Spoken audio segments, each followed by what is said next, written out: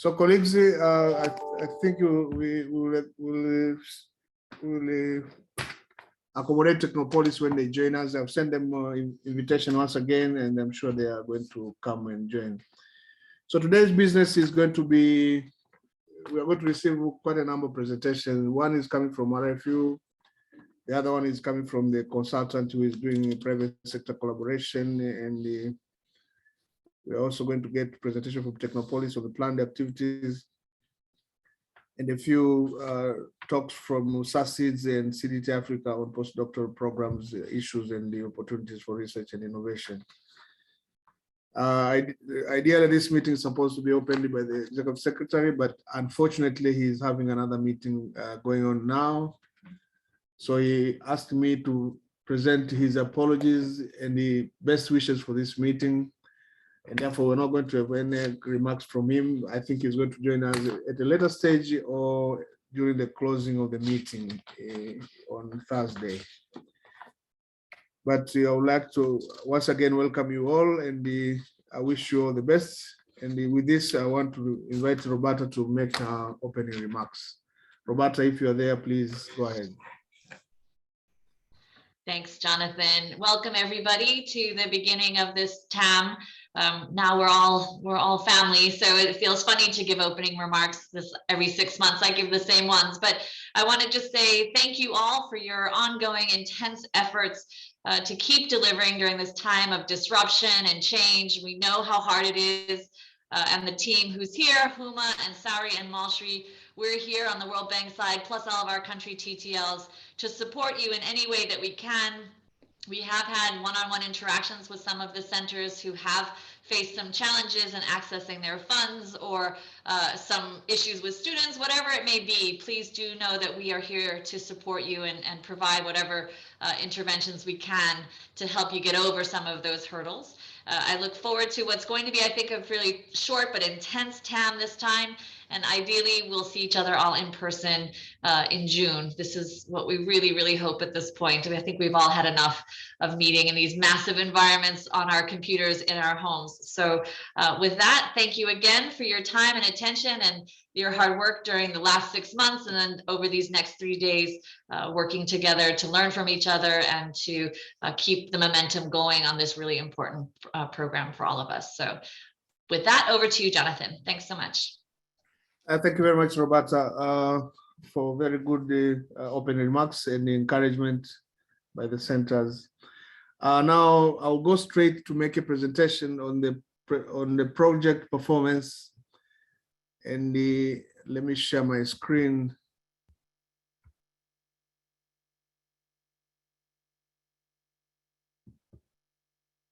I hope you've seen my screen. Yes, we can.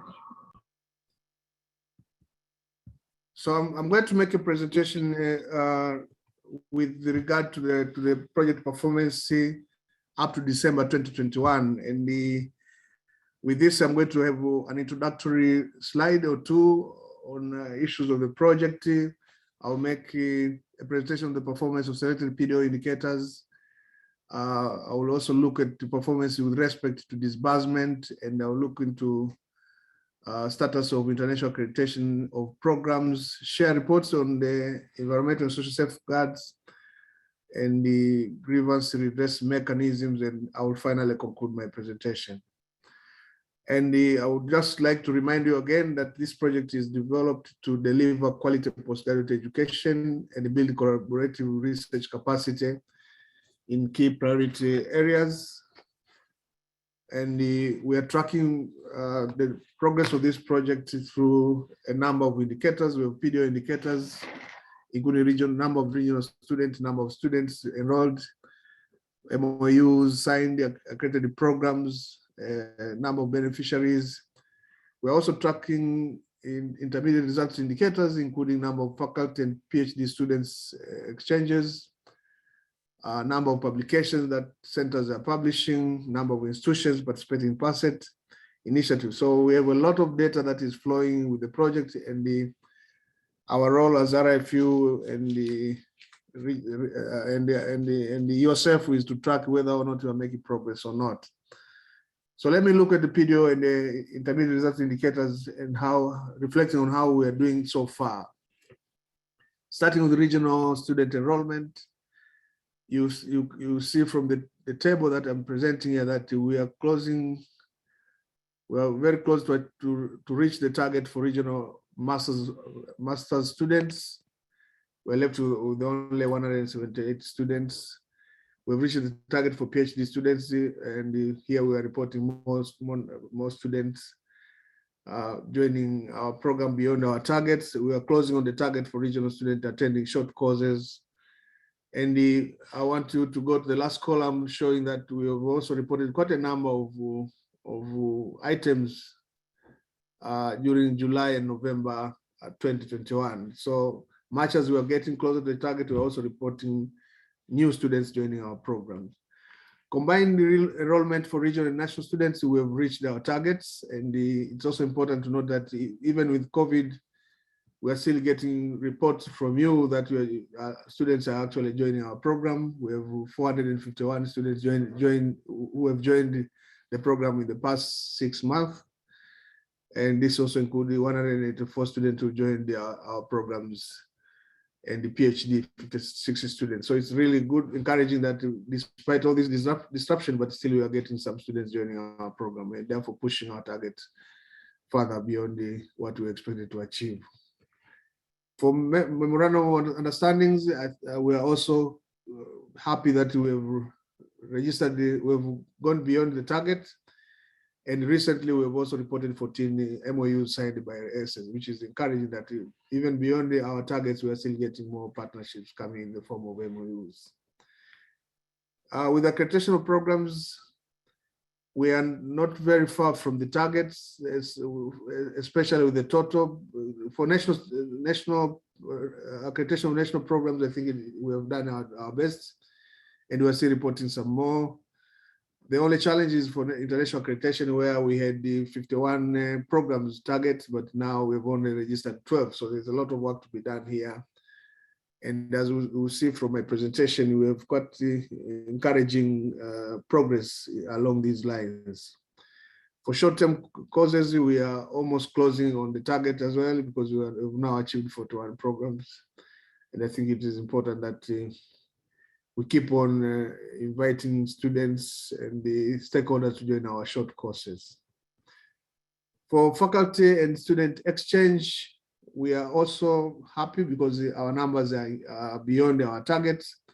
And recently we reported the 160 candidates who joined our exchange program. And this also included 55 female scholars who also came for exchange, or we exchanged among ourselves. So this is also very encouraging in as far as the faculty and student exchange programs are concerned. We have no issues with publications. It has always been like this. I'm glad to report that we are also reporting quite a number of new publications between July and November. 328 publications were submitted, and were reported, and we also had co-authored papers with regional collaborators, 122, which is also quite encouraging. Now, how is this reflected with the disbursement? So I'm going to also unpack this one and reflect a little bit on how we're faring in terms of disbursement. The overall disbursement for us, from the data that we got, is 66%, which is also not very bad. So far, more than $90 million have been disbursed to ACEs, and therefore we are almost almost arriving to where we wanted to go in terms of the total ceiling that is available for us to spend and contribute to science and technology in the region. If you look at it from by country, I think Ethiopia is doing it 61%, with the CDT Africa leading, followed by the Center for Water Management, and then Climate Smart Agriculture is also coming in. We are also aware that the Center for Railway is pushing to further get more disbursement, and I'm sure with the support that we're giving to them, they should be able to also catch up and deliver as expected. Kenya, 70% disbursement, which is also good. Sesame is leading, no, not Sesame, Peter is leading, followed by Sesame, and then Isa Food. Isa Food has achieved quite a lot recently, especially with the DLR 2.7. And I'm happy that they are now coming up very well in terms of performance. And I think with the next round of verification, they should be able to get further than 61%. Malawi is doing at 68%. Aquafish for sure is leading because of achieving quite a lot of DLIs, especially with international accreditation programs. ASAFEM is also coming with the 52% disbursement. Mozambique, there's only one center, as you're aware. This is doing at 41%. Our recent visit, we got encouraging points from the center because of the renewed effort, getting more people in the program, coordinating with the university, and I'm sure they're also going to get better results than these ones. Rwanda is also doing at 72%, which is good. Data science is leading at 80%. We recently verified the DLR at 2.7. I'm sure if that is reflected in the disbursement, then it will go a little bit higher than the 72%. So for you, RT, United Republic of Tanzania, performance is 64%. With SASIDs leading at 70%, followed by others. And I'm happy that they are also doing very well. There's a lot of a backlog of data from Innovative Road Space Management and Biosensor Technology Development Center. I'm sure with the next round of verification, they will also get to some good performance. Uganda is doing well with 73% disbursement. Mapronano is almost closing on the budget. They are left with only less than $1 million. And I think others are also catching up, including Marcy, the Akalise. Zambia, remember Zambia joined us a little bit later, but the performance is standing at 54%. There's a backlog of information and data from the Center for Mining. Once we get into the next round of verification, their numbers will go very high because this time around, during the 5th round of verification, they did not participate because of some challenges. But there's a lot of information that they are keeping for us to verify in the next round of verification. So the percentages here in this case will definitely change completely. Now, so this is the performance in general in terms of the way we are doing in terms of disbursement. And I want to break this down into DLIs. And I start with DLR 2.2, which is on these newly enrolled students. The performance in this case is 81%, which is good for DLR. But however, it differs from center to center. There are centers whose disbursement have gone less or equal to 50% or less. And these are the Center for Oil and Gas, Center for Mining, ASAFEM, and Marcy. They are doing around the 50 and below. And I think they need to put effort here because I think the quality of data that comes should also be changed so that they also catch up, especially with data from Mozambique. Some other centers are doing between 51 and 80%. And here I want to remark that we only have a challenge with the ARCE, the Center for Railway in Ethiopia, which is doing at 58%. But I think they also have the potential to catch up with the rest. Those who are doing above 80%, they are congratulated because as we were speaking, 11 S's have attained 9% disbursement for DLR 2.2. 3 S's have attained between 86 and 96%. So this is encouraging because then they can put now effort to other DLIs because this one is more or less earned by the centers. For DLR 2.3, which is accreditation of new program, this is where we have a challenge. We are only doing it 46%. So there's a lot of work to be done here, and a lot of centers are doing disbursement at less than 50% for this DLI. and some of them are actually doing 0%, have not claimed for any fund. The CDT Africa, Center for Oil and Gas, and Mars. I think there must be programs in the pipeline that will be presented for verification and therefore be able to change from 0 to something else. Food is also not doing very well, along with the ACEDA. I think we need to get programs from those 5 centers so that their numbers are changed completely. Of course, it is encouraging that we have some centers which have gone beyond 50% for DLR at 2.3, and the Aquafish and the Center for Data Science have already reached the capped amount, and you will see that this is coming because they had obtained the international accreditation of programs. Data Science had 8 programs, I think Aquafish had 2, so they maximized and therefore got all the money for this DLI.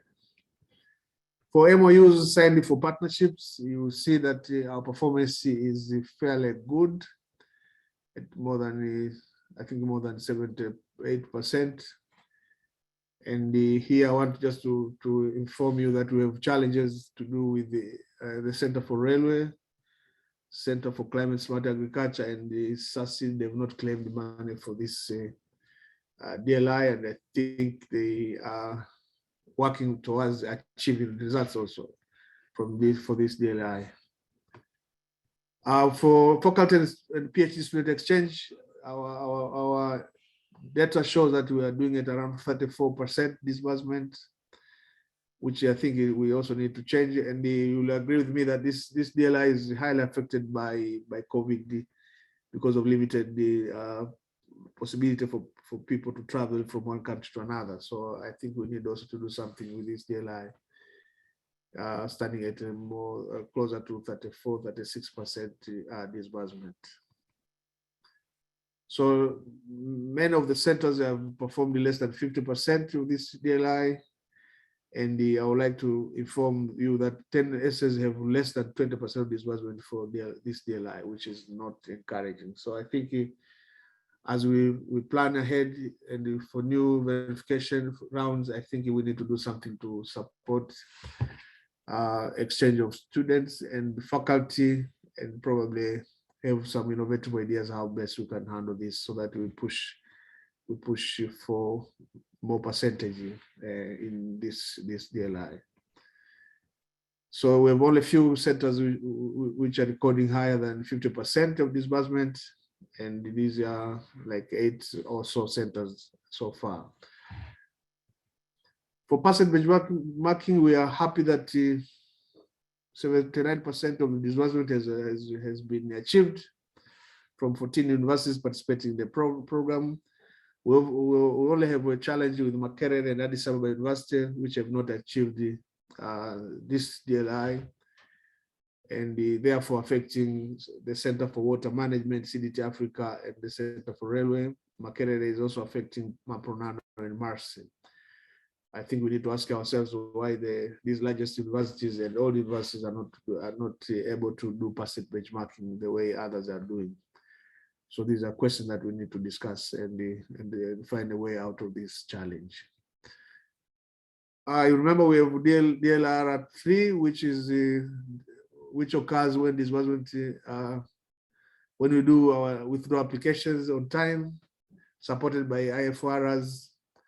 We have disbursement which occurs when assets demonstrate that the university has functioning audit committee, and the following up audit issues, and the disbursement occurs when assets submit proof of presence of functioning audit department doing audits on the project, and in this case, the audit to be done based on the risk approach. So the performance here is not very good for DLR 3.1, 3.22, 3.3. The average is 34%, and here we are seeing that more than $3 million are yet to be disbursed under this DLI. And I think based on the way DLR 3 is handled, I think we can do better, because it's only reporting on what is happening with the university where centers are located. For DLR4, we also have a challenge here. Remember, DLR4 is about procurement audit reports, but also procurement progress reports that centers are supposed to submit for verification. The performance is about 20% disbursement that have occurred for DLR 4.1 and 4.2. So we have more than $5 million that are yet to be disbursed under this DLI. And for me, I also think that this is supposed to be better than this. 20% is not very good. For sure, there are challenges, and I hope we'll be able to discuss and see how best we avoid those challenges. For international accreditation, like I said, we have a challenge because our target is 51. We've done only 12. I'm encouraged by the report that we received from centers that we are considering accrediting 48 programs, and these are at different stages of development. We have 8 programs which are waiting for decision by the accrediting agent. We have those which have not started 3 programs, where 19 are on progress. The progress is going on very well. And some of you are undertaking self-assessment, and the others have completed self-assessment. So there's a potential for us to accredit 48 programs if everything goes well, including starting with the 8 who are awaiting final decision by the accrediting agent. And this is a list of ACEs and the status so far, as reported by the ACEs themselves. So I want to finish my presentation by looking at the environmental and social safeguards. We received a report from centers on a number of activities undertaken by centers, including construction of activities by 13 ACEs, and these people are looking at air quality, noise and vibration, soil and water quality, health and safety hazards. And we are happy that there's a lot of conformity to these the issues around the environmental social safeguards. Our only recommendation here is for the plans to be submitted to the authorities and be approved, so that they become legal and therefore be used by the center to avoid any negative effect from the intervention that we are undertaking, especially construction. We're also looking at the 13 centers which are reporting on disposal of toxic materials. 2 centers are looking at management of waste management issues, and the soil water contamination, all these other aspects, and this is also encouraging. So we encourage those who have not submitted, those who will be submitting in the future, to also submit reports and how they're conforming to the environmental issues. For grievance redress mechanisms, we are also reporting that we had the 14 ACEs reporting on this. More than 200 cases were reported by 14 ACEs. 114 were resolved, which represent around 57%. And we still have some pending reported grievances, and I hope they will be finally be resolved by the ACEs. So these are the issues that they are reported as summarized by our M&E department. As you can see, most of them are academic, and therefore they are not very serious. They can still be managed and therefore be resolved by the university through relevant university protocols. So I want to conclude my presentation by, first of all, if you compare the achievement, the performance of PDO and the intermediate result targets, we have reported that we have achieved. Our numbers show that we've achieved, but this is not reflected in the disbursement of funds, especially with the DLR 2.3, where we are only reporting 46%, while we've actually we've actually arrived at the target. 7 centers have less than 50% of the disbursement. So it looks like either we have a lot of information that is not yet verified, or we have information that is not verifiable. So those are issues that we need to be aware of. For DLR 2.6, faculty and student exchange, 10 ACEs have less than 20% of disbursement. So the question is why this is not possible. Of course, we may talk of COVID and how to go around the challenges of physical exchanges into virtual exchanges. And I think this is our challenge. For DLR 2.8, like I said, the results are very good, but unfortunately, the larger and old universities have not been able to participate. And the question is, what are the issues with these big universities, Addis Ababa and the Makerere University? For DLR 3, 34% of disbursement has taken place. For DLR 3.1 to 3.3, and the biggest challenge here is that we are verifying less than what is possible. And I'm asking a question is, what is wrong with the IFR reporting and the functionality of audit systems in our universities? Are they difficult to manage? What is going on there? And why are centers not able to complete DLR 3.1 to 3.3? For DLR 3.4, only 20% of disbursement has occurred. For DLR 2, this DLR, I think we need to improve on procurement audit and reporting. And the question is, what are the issues? Can we help? How do we help so that we solve this problem and therefore elevate our disbursement from 20% to something more than 20%? For international accreditation programs, our target is 51. Like I said, we've done 12. With more effort, I think we have the potential to achieve 27 programs in the near future, and we'll finally be able to do 48 programs like presented in the last slides that I was talking on international accreditation.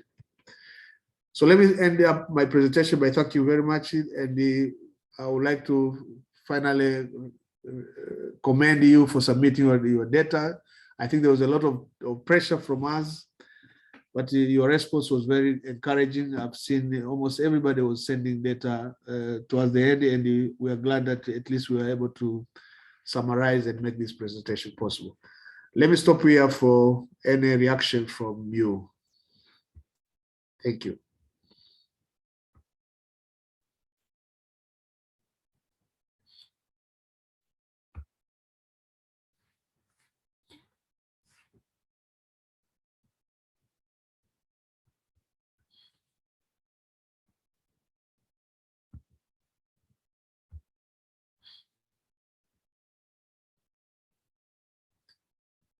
Any questions? Yes, Jonathan. Yeah. This is Emmanuel from Aquafish. I was interested in the reasons where the last DRS, where the disbursement is very low. I didn't get the reasons why, because it seems the challenges are most of our universities. Issues maybe with procurement, audit, etc. I don't know what our universities are stating or saying in terms of the challenges, why we're able not to do those. Thank you.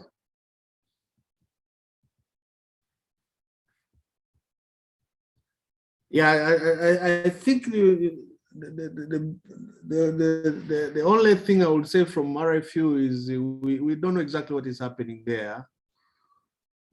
Probably maybe certain leaders may discuss a little bit here. Why is it that we are not able to do DLR at 2.3, 3 and 4? While in fact that is for me the easiest, because those systems are present. Universities are well placed to prepare reports and submit on time.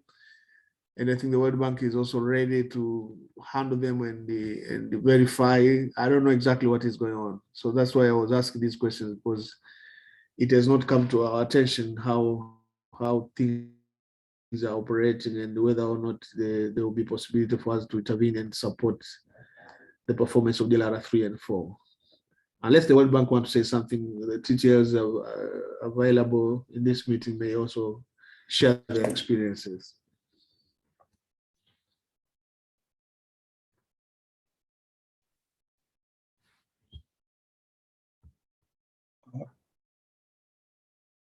Jonathan, can I ask a question? Yes, is this Kasam? Yeah, it's Kasam, sorry. It's Aquafish again. Yeah. I was interested on the accreditation of the programs you are indicating that 12 have been done internationally. I thought maybe it could have been helpful for the ones who have not done it yet, that maybe you could have listed which centers, which programs, and which accreditation agencies they are dealing with, so that the others can maybe contact them as well to learn more on how best they can do theirs.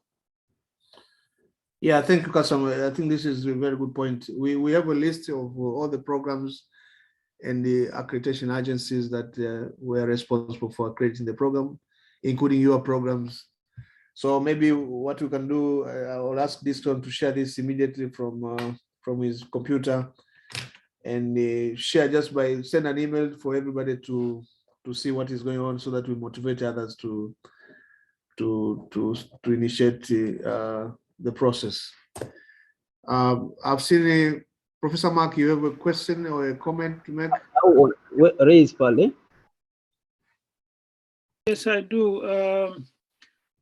I think 2.3 international accreditation, I think it would be useful to have some innovative way of looking at this rather than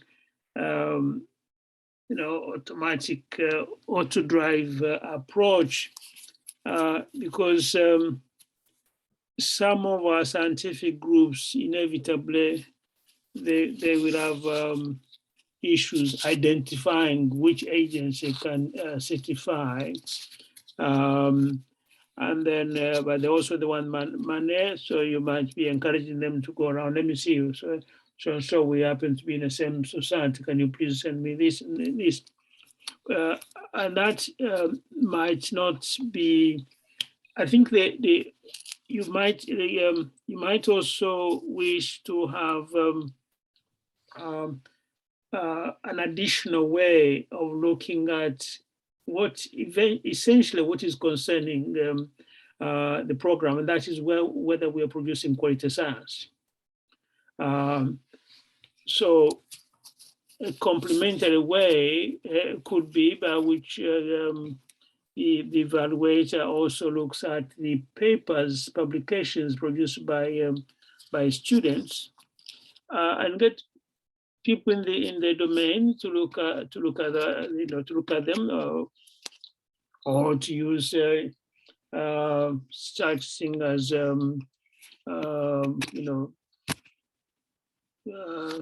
factors which publishers use, or to use independent scientists to look at those papers independently, because I think the objective must be to see whether we are producing quality science, much more than whether we are getting a piece of paper, particularly in those areas where there aren't societies. Like we find in fisheries in Europe, that there is a program. But I remember the one in Gambia, in Ghana, I think when we were starting, he said, well, I happen to know so and so.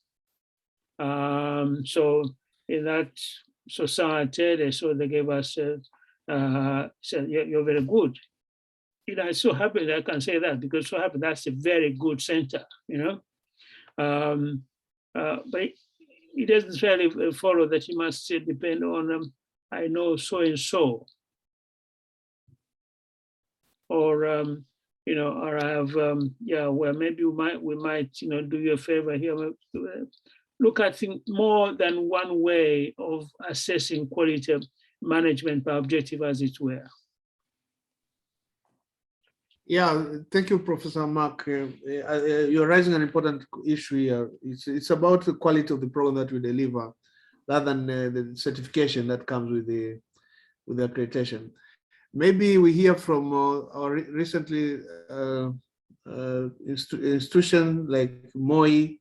If Professor Ambrose, you're there, what exactly happened during accreditation of your program? Did you subject yourself to the issue that Professor Mark is asking, and how did you handle those kind of challenges? Ambrosio, Moi University, if you're represented, please, can you say a word or two about? Jonathan, Yeah, maybe I didn't get clearly about which aspect that we were subjected to? Professor Maki Maybe was I didn't- Yeah, Professor Maki was commenting on the international accreditation of programs. yeah, Was also looking at additional ways of looking at quality, including publication from students, including the quality of the center in terms of infrastructure, but also he challenged that it is not about getting a piece of paper, rather Yeah. to have quality graduates from the program that we are accredited. And yeah, you for know, sure. yeah, go ahead. For sure, they looked at all the aspects because during our time, I remember we did a virtual video of all the facilities that support the program, program per program that we are subjecting to accreditation, and also the people who are delivering. And after that, they also needed the quality output from those, and therefore we organized a sessions where they could talk on one-on-one with the students who are ongoing, and also the graduates of that program. So they had to, meet with them and discuss with them, maybe on one-on-one, which could look like a private session. So we do not know even what type of quality information they were looking for at that time, because it was one-on-one with the graduate themselves. But at the same time, we did send the list of publications, and they were counter-checking and checking. So generally, it shows, yes, there was quality in terms of the output that comes out of the program. And at the same time, they had like people from the industry, and they have representatives from different industries for the different programs who were invited to come to interrogate and to discuss with you and to work with you through, the process of checking in terms of quality based on the industry. So generally, I will still say that they were looking at quality at the end of it all from different perspectives. Thank you, and back to you. If we still have a question, we will still continue answering. Jonathan? Yeah, thank you very much, Rose. I think you comprehensively explained what Professor Mark was trying to ask. He was asking for additional and different ways of actually accrediting program. Professor Mark, if you're satisfied, let me go on to get a comment from Professor James Simbale. Well, I think really, I think you still need to have some, it still be helpful to have some reflection on what is the primary drive piece of paper versus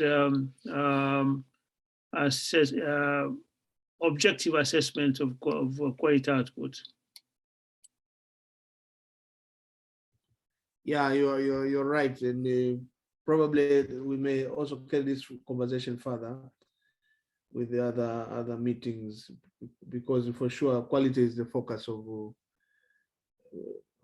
having this initiative, to make sure that our graduates are not only produced for our national needs, but also they are produced for international capacity and the competitiveness.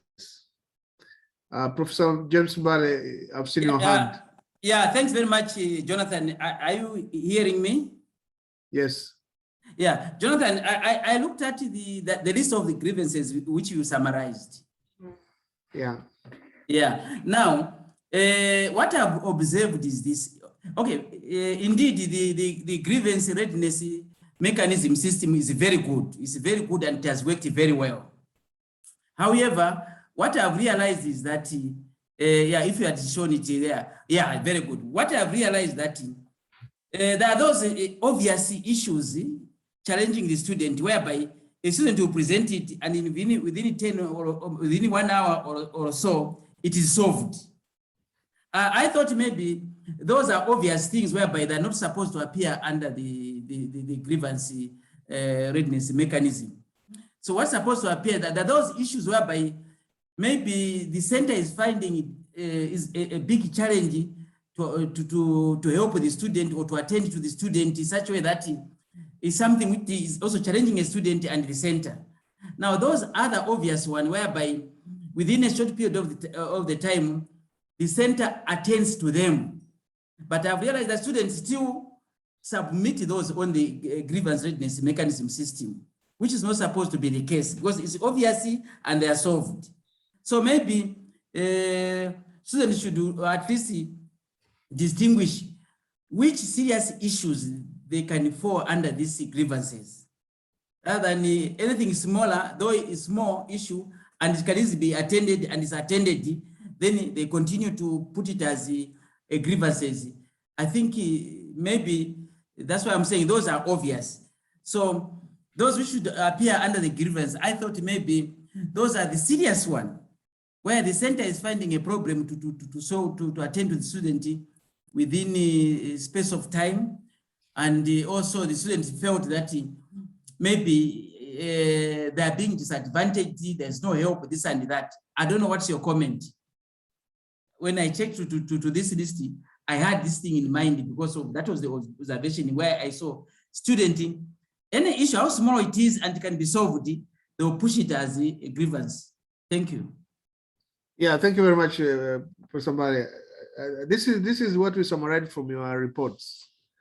And maybe it is important to note that sometimes students may not be in a position to judge whether this is small or big. Or sometimes students may not know exactly where to present their grievances. So it depends on the systems and the comfort that they have or the leadership that is next to them. So we are only summarizing, and probably centers may look into this and they check whether they need to be reported here and whether or not they are considered to be obvious or non-obvious in this case. But from the list, I think for me, I find that they are quite substantial. Like, for example, appealing for admission, class work completion, delayed the COVID-19 lockdown, delayed concept notes, delayed research fund, and many others. They are really issues that affect students, and I think with a little bit of attention to them, they may be reduced and be solved. Yeah. They may be reduced and solved, like. And you see 57% of them were resolved. So it's not late. It's not too late to resolve the rest. So it's possible. Yeah. Okay. Yeah. Thank you very much, Professor. Let me go to Kaboko. Oh, thanks very much. Yeah. Kaboko, you had a question. I think I got from. I see your hand. Hello. Sorry. Can I intervene on the grievance issue? Jonathan. Hello. Yeah. Before Kaboko, there's an intervention from where? From. This is Kuda from the World Bank, social development specialist from the World Bank. Yeah, you're welcome, please. Yeah, I wanted just to clarify this so that we are on the same page. So all the grievances, I agree with you, all the grievances, as long as they are project related, regardless of whether they are big or small, they need to be recorded and reported as you rightly are reporting. So I just wanted to make sure that we are all on the same page. What should not be recorded is a grievance that has nothing to do with the project. If somebody complains about any other issue that is outside the scope of the project, what we usually recommend is maybe you can refer that complaint to the relevant institutions or authorities of concern.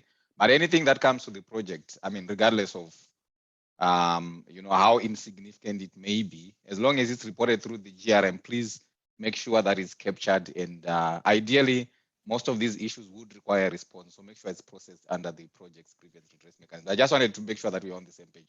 Thank you so much. Thank you very much. Yeah, we are actually on the same page.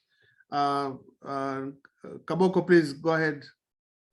Thank you, Jonathan, and for presenting a very detailed report, which is very informative and very useful for us to see where we are now and where we are heading. I just wanted to share my experience on the achievement and disbursement related to DRI 3 and 4, and especially based on looking at what is happening in Tanzania. For DRI 3 and for DRR 3.1, 3.2, and 3.3, of course, there was a delay for Tanzania because initially there was there was some maybe miscommunication who should verify it, but later on we resolved it, and it was intended to be done by the World Bank, and we were able to proceed with the verification. But and as per the result now, the DRI is performing very well, number 3. And I think, I'm not sure if your report on the disbursement covers which there are some funds which are disbursement is underway. Once we disburse, I think the rate will go up. But for the DRI 4 and the DLR 4.1, 4.2, there is a challenges there, and maybe you as a coordinating agency, supervising agency, you need to come in, because what we discovered there is some sort of disconnect between the ACE's management and the university. First of all, we realized that the procurement, most of these universities, they have recruited a specialist, procurement specialist, but the entire management of the procurement is still centralized. And those head of the procurement team, they are not part. They seem to be not part of fully part and parcel of the management of the ACEs. And we just concluded the mission last week, and that was one of the discussion. After it took a lot of time to discuss. University the ACEs were complaining about the issue of autonomy, and we are lucky to have one of the vice chancellor who participated in those meetings. And he actually is the one who came with the issue of, because we are looking at what the institution ACEs are claiming about the autonomy, and we are looking which area in terms of autonomy. But we came to realize that there are several, but procurement is part of it, because we came to realize that even the ongoing activities, for example, especially for this a little bit larger activities, construction, we came to realize that some of even the ACE leadership, the ACE coordinators, they are not in the loop. They don't know what is going on. They just submitted those procurement activities to the university management, but they are not even informed of what is going on.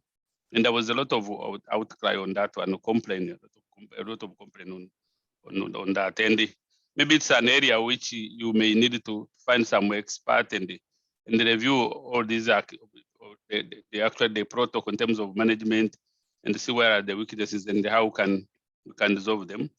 But in terms of DRI management, DRI achievement protocols itself, we noted a lot of weaknesses in terms of procurement management. For example, for the four centers, at least for 2 centers, they were able to be audited. They managed to get the procurement. These public procurement agents, they audited the institution. Therefore, at least on that one, we say they qualified. But when you look at the procurement, the observations which was raised by the procurement authority, there was a lot, of course, and maybe I wish maybe we should share with you. I don't know if you have that report, but we can share with you to see what was observed. But we came to realize that nothing was addressed. That's why I'm saying in terms of procurement, because it is centralized, and those PIU, the procurement management unit, they're not coming in even to address those. If some of the items are very simple and the main, and they could be addressed well, but they didn't. They were not attended. But again, on the progress report, and I think it is 4.2. Of course, that one we thought it should be easier to attain, but because there is a weakness in terms of capacity of the procurement people. Our procurement specialists in the bank, they provided some guidelines how they should prepare the report. But when the report they came with was not even, they didn't even take into fundamental issues related to procurement management. And we organized the webinar with our ACEs, and we agreed that, of course, our procurement specialists provided what is supposed to be done for this DRI, which is, for us, we thought it is simple because it is internal. And we agreed that they are going to work on it and they submit the report. Therefore, we are waiting to see what progress report they will prepare. But overall, that's what I see, some weaknesses on those 2 aspects. For financing, it is okay. The SAs are doing very well, and we don't foresee any problem, which means the DRR 1.3.1, 3.2, and 3.3. Over to you, Jonathan. That's what I can share from my side. Yeah, thank you very much, Kaboko. I think you are sharing this one, but also others are reflecting on what is happening in their respective countries and the universities. Of course, there are capacity issues, there are issues to do with the systems, and I think they can still be solved within the respective universities and countries. Of course, through TTLs, but also through the National Steering Committee, which is also responsible for delivery of this project at country level. I want to invite Create, and I think this is a group of people. Can you say something? I've seen your hand. This is Yusuf Abed Chande Jande, the Deputy Center Leader of Wise Futures. I think I'll talk about DLI number 3 and 4, and specifically the weakness we have to achieve DLI number 4. I have the suggestion that the report, which is being provided by the Controller and Auditor General, should be used for both DLI number 3 and DLI number 4. The TOR can be developed by the World Bank because we know these two DLIs are being verified by the World Bank. So the TOR can be developed or a template and to be shared with the auditors so that what they produce can contain the elements they want, so that the verification should be very easy. I think in that way, it can be cost effective, and also it can try to minimize the time in achieving the DLIs, because the Controller and the Auditor General normally they comes every year to do auditing, but the procurement authority, they don't do that one. So I think it's better we use the CAG reports to verify both DLIs, DLI 3 and DLI 4. Thank you. Yeah, thank you. But the IFR reports, for example, I used to support your submissions, and the IFR reports are normally indicating how funds were used by the center. So is the auditor and the Controller General auditing your expenditure and producing something similar to IFR, or they produce something like what exactly?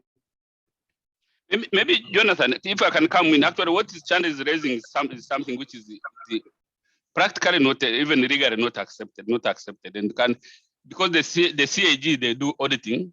These are related to this auditing the financial performance and what.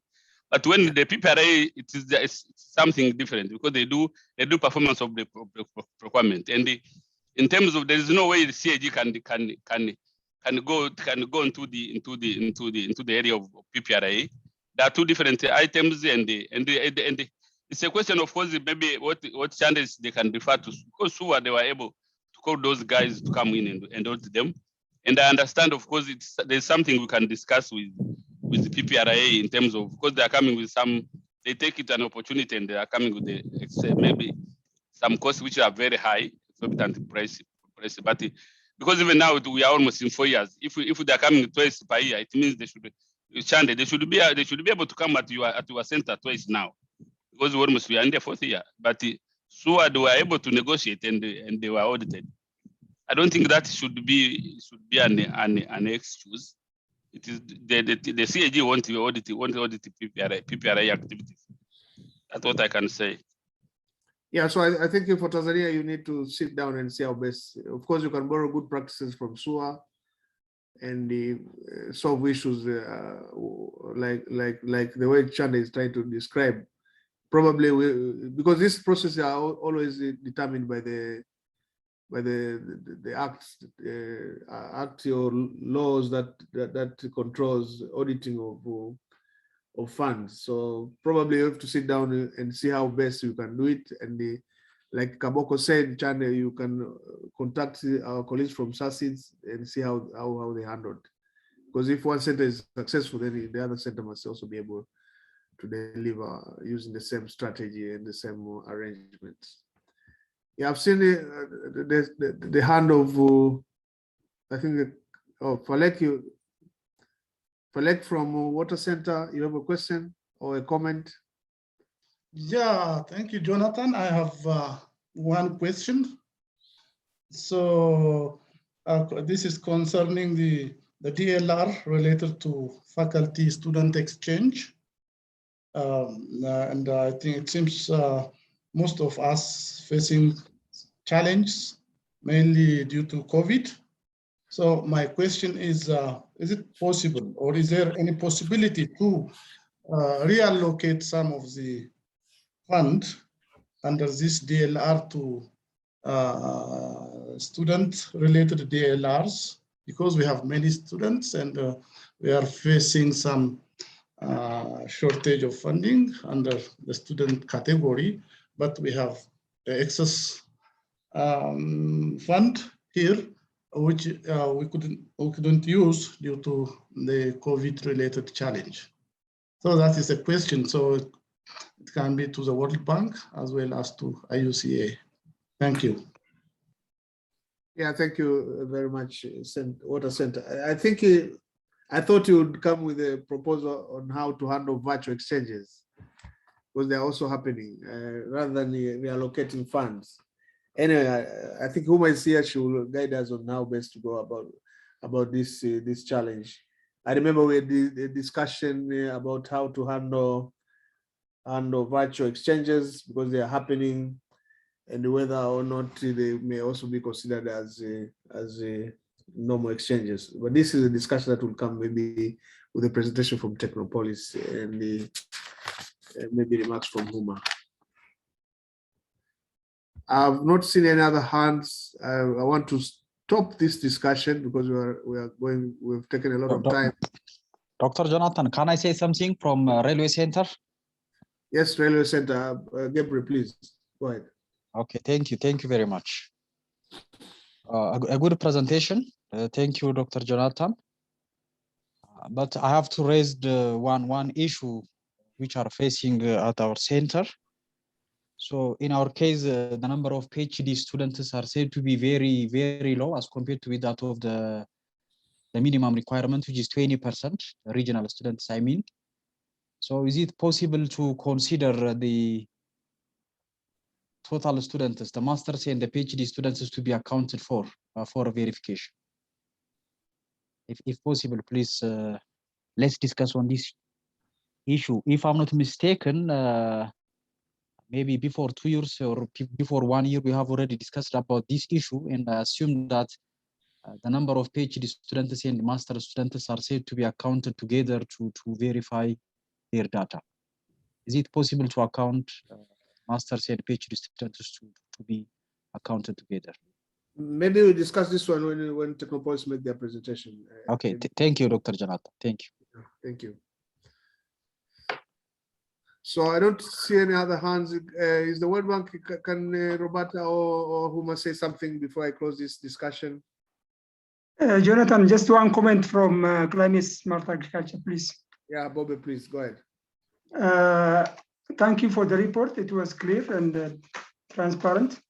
And my comment is just one correction on the report of partnership for Climate Smart Agriculture. What is reported is 0, but we have achieved $100,000 in the previous report. So I just want to give that correction. I don't know where that report. Thank you very much. Yeah, thank you very much. We might have missed your report. We'll update our data. Okay, thank you. Reflect it in our final report. Thank you. Okay, thanks. So I invite the World Bank to say something before I close this presentation.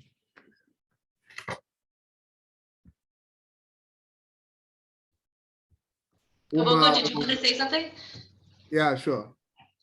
Kaboko, go ahead and come in if you wanted. Is it an old No, hand? no, Oh, it's an Roberta. old hand. No, Okay. sorry. Okay, no, it's okay. Let me lower my hand. Don't worry. No, I just want to say thank you, Jonathan, and to all of the centers who provided your data for that presentation.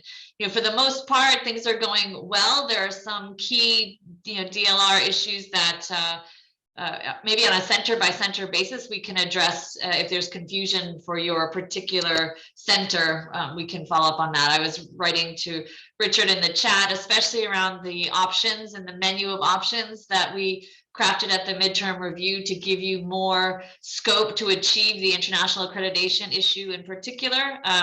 Please do refer back to the changes that occurred at the restructuring of the midterm, because for the most part, those changes were explicitly put into place to free up some of these bottlenecks that you've experienced with, especially around accreditation, but with other issues as well. If there's confusion, we can address them one-on-one. We've spent many TAM meetings talking about it, but it's been maybe lost in the larger noise of all these other issues as well. So reach out if you're having trouble or if you're confused about what your options are, and we can talk about them one-on-one. That's what we're here for. So thank you again, Jonathan. Great session. And I'll sign off for here. I don't know if Huma wants to chime in on anything, but if not, we can just keep going. Thanks. Yeah, thank you very much, Roberta.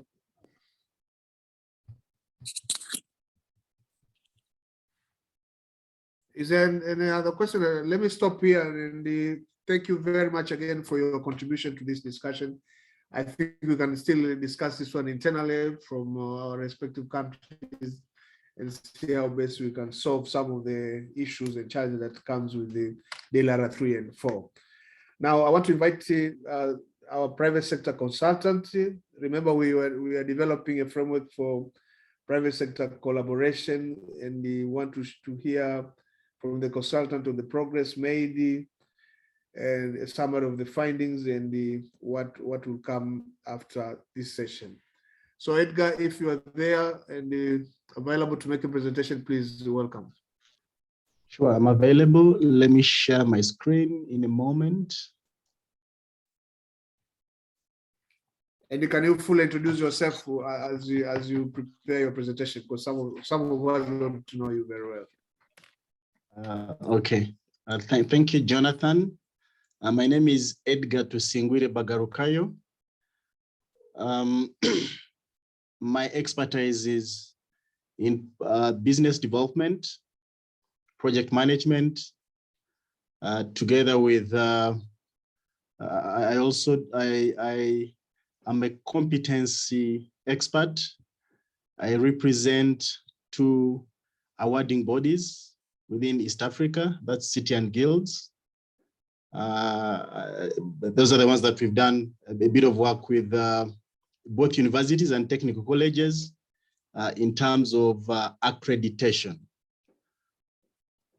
I have worked in the eastern part of Africa,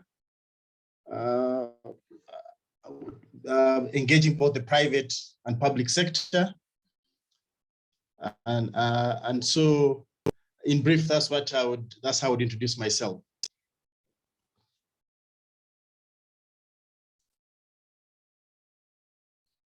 So Jonathan, I'm ready to share some of the findings and the status, if you are fine with that. Go ahead, please. So thank you. So before I share the findings, I'd like to note that the findings we have here are based on interviews, documents submitted by the centers, but also a survey.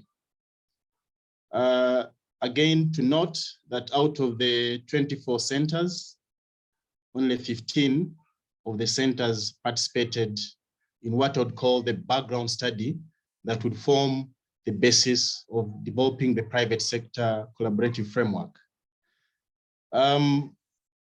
Again, to note that there was dismal response from the private sector partners.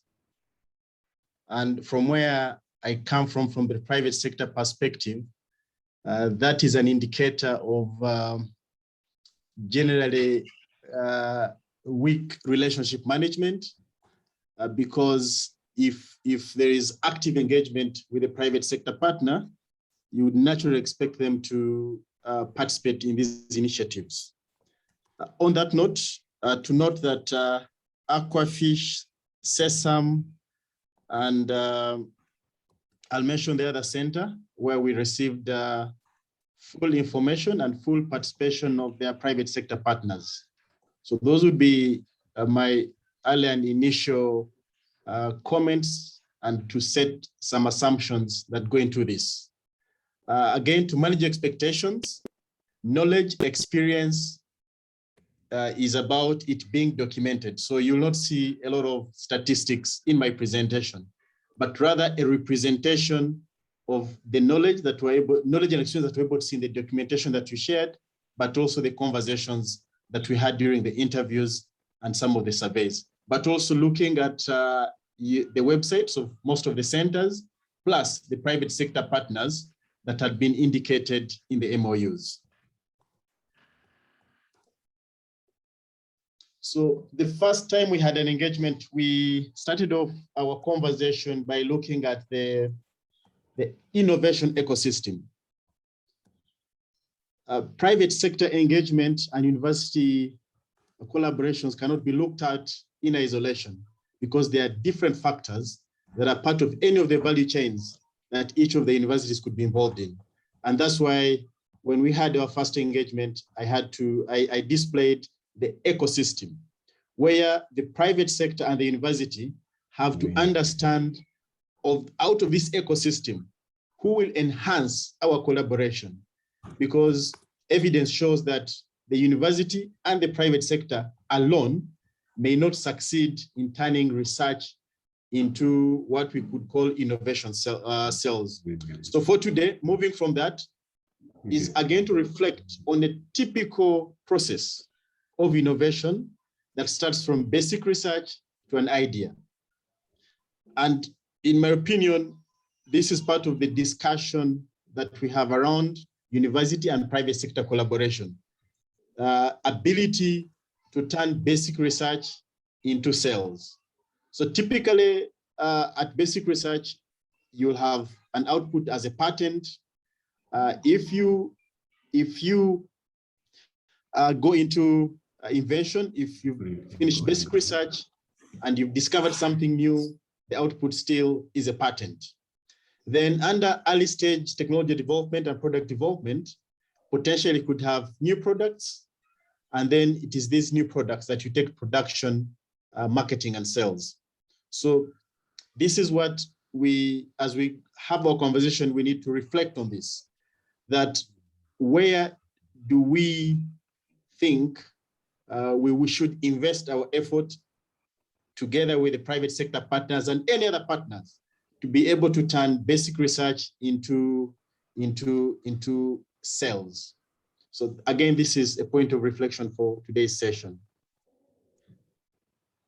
Having said that, this assignment is meant to leverage on the experiences and knowledge that the universities have had before, but what they've also learned in this process of delivering activities under ACE2.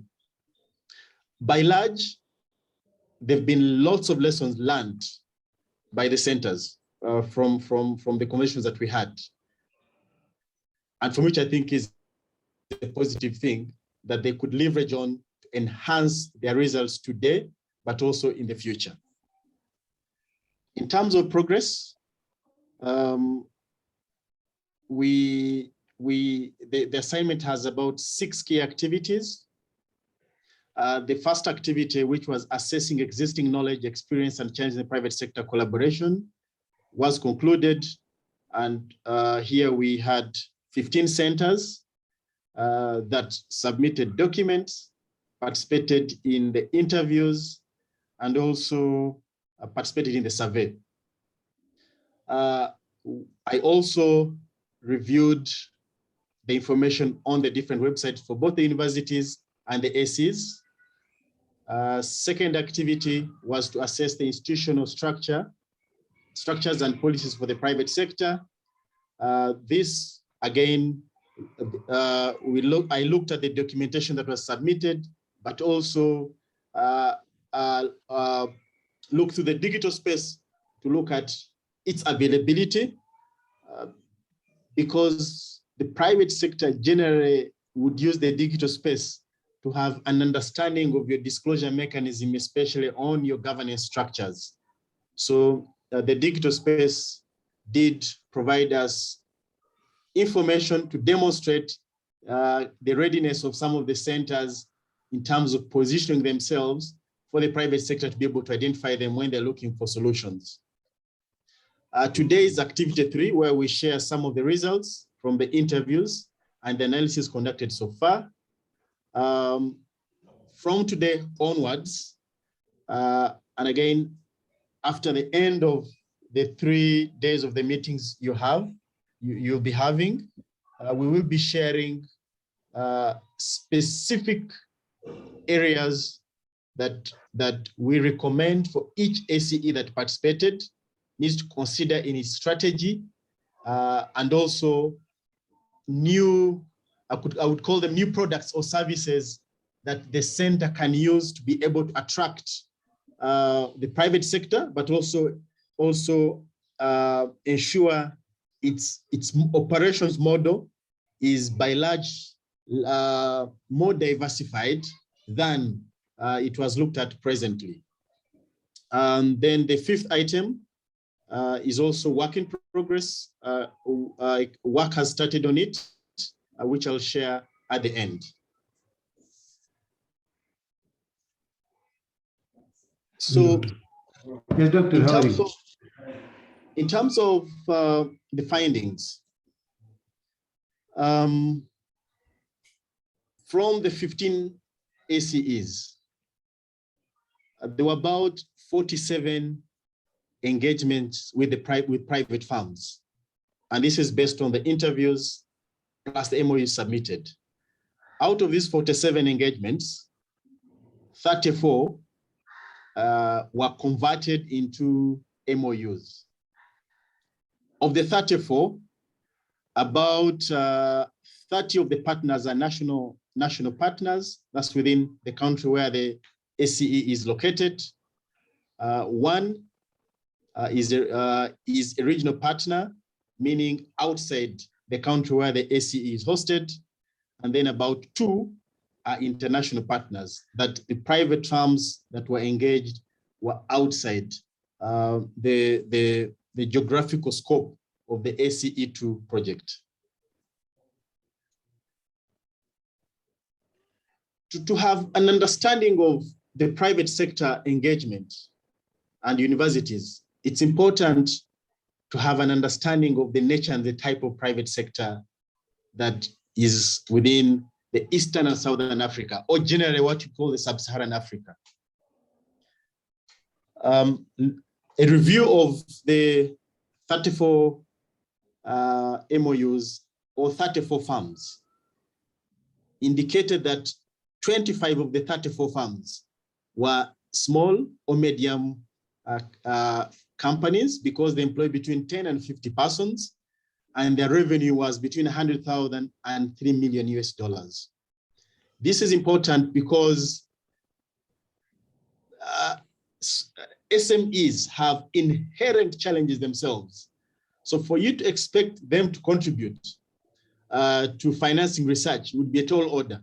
You'd have to find another innovative way of probably perhaps having joint collaborations where you look for financing together. So of the 34 firms that I did conduct review, 25 of them could be categorized as SMEs.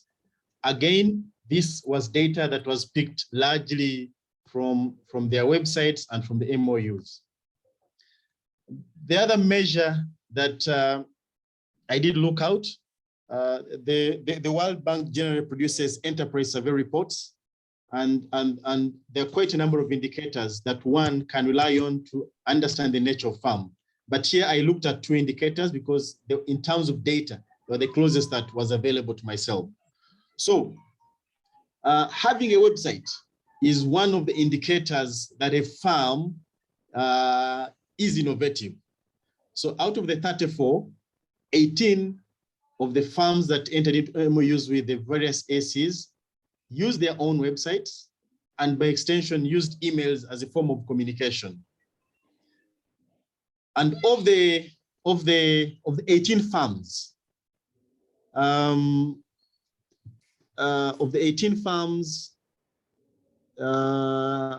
just 8 of the firms were private domestic, meaning they were firms that were registered in the country where the ACE is hosted, while the 10 were foreign firms. So by large, the ACEs that were engaged had inherent challenges because of their size and their revenue. So that's one of the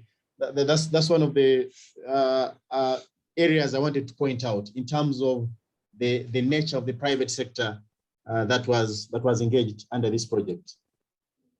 They are large firms, especially just to cite out one, the firm that was engaged by Aquafish is a large multinational, and a deeper analysis would tell that they have within their strategy, working with various stakeholders is something they prioritized. So for me, I wasn't surprised for them to participate in the private sector survey, because at a strategic level, stakeholder engagement is one of the things that the partner for Aquafish values. And perhaps for the other firms, the reason they didn't participate is because it wasn't of strategic interest for them in terms of their strategic direction. Having said that, and in a nutshell, in terms of knowledge, experience in private sector engagement, whereas in the MOUs, there were a number of engagement types that were envisioned. In practice, in practice and from the conversation, from the interviews, the ones that stood out were human resource training and knowledge transfer, where the ACEs provided, for example, short industry courses, had joint supervision of some students, and did some joint community outreach activities.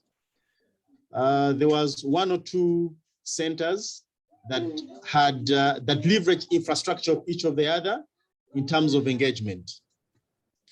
From the execution of agreements, all the 34 agreements were largely MOUs, but they were implemented through letters of engagement, where some of the private sector partners were given like service contracts to deliver some services, where others there were approved work plans as a way of operationalizing the MOUs. In terms of again, good knowledge and experience, the work plans, in my opinion, had the basics and met the requirements of the work plan. So engagement, execution, implementation of work plans are some of the areas from the documents reviewed and the knowledge shared where the ACs demonstrated good experience that can be leveraged on to enhance their private sector engagement. I did not some limit areas of limited experience that include those limited knowledge and experience in joint research with the private sector. I note that this was one of the priorities of this project, but from the evidence provided and the conversations had, there was limited experience in terms of engagement of the private sector, save for one or two ACEs. The other area of limited knowledge and experience was selection of partners. That the process that was used to select partners the type of partners selected did not reflect the aspirations of the ACEs. So from the assessment, there's limited experience in how you select partners, but there are some ACEs that demonstrated good experience in terms of sharing, but not documented. of how to select partners. And I would probably share that with yourselves, that SESAM was one of the centers that demonstrated in terms of sharing a good process of selecting a partner. And this is what they did. So one, they looked at their value chain and they identified stakeholders that relate to the value chain. And one of the stakeholders they identified was the Kenya Private Sector Foundation, Kenya Private Sector Foundation. So they did approach the Kenya Private Sector Foundation, which gave them a list of their members that were within the value chain of SESAM. And then SESAM started quoting some of them. For some, they made headway, others they didn't make headway. When I mean headway is some they signed MOUs, others they continue to have what they would call informal engagements. And through these informal engagements, SESAM was able to build relationship and trust with a number of partners that never signed MOUs with them. So for me, that typically demonstrates and provides a good learning lesson for the others, that selecting partners, one, takes time, but two, you've got to be deliberate by understanding your value chain. And at the same time, be able to demonstrate the value that you bring to the partners. In one of the instances, SESAM would go to the private sector partner and say, come on guys, this is what we can do for you. If you allow us, then we should be able to demonstrate to you. And over time, they were able to have kind of shared goals and common understanding to work even without documented MOUs. The other area was limited knowledge and experience is commercialization. There were not a lot of products that were ready for commercialization, but where there were products for commercialization, from the engagements, the partners that were being engaged preferred having their solutions sold to the universities than them selling the solution. So there was no opportunity for commercialization of novel ideas or inventions out of the project, based on the data that I analyzed.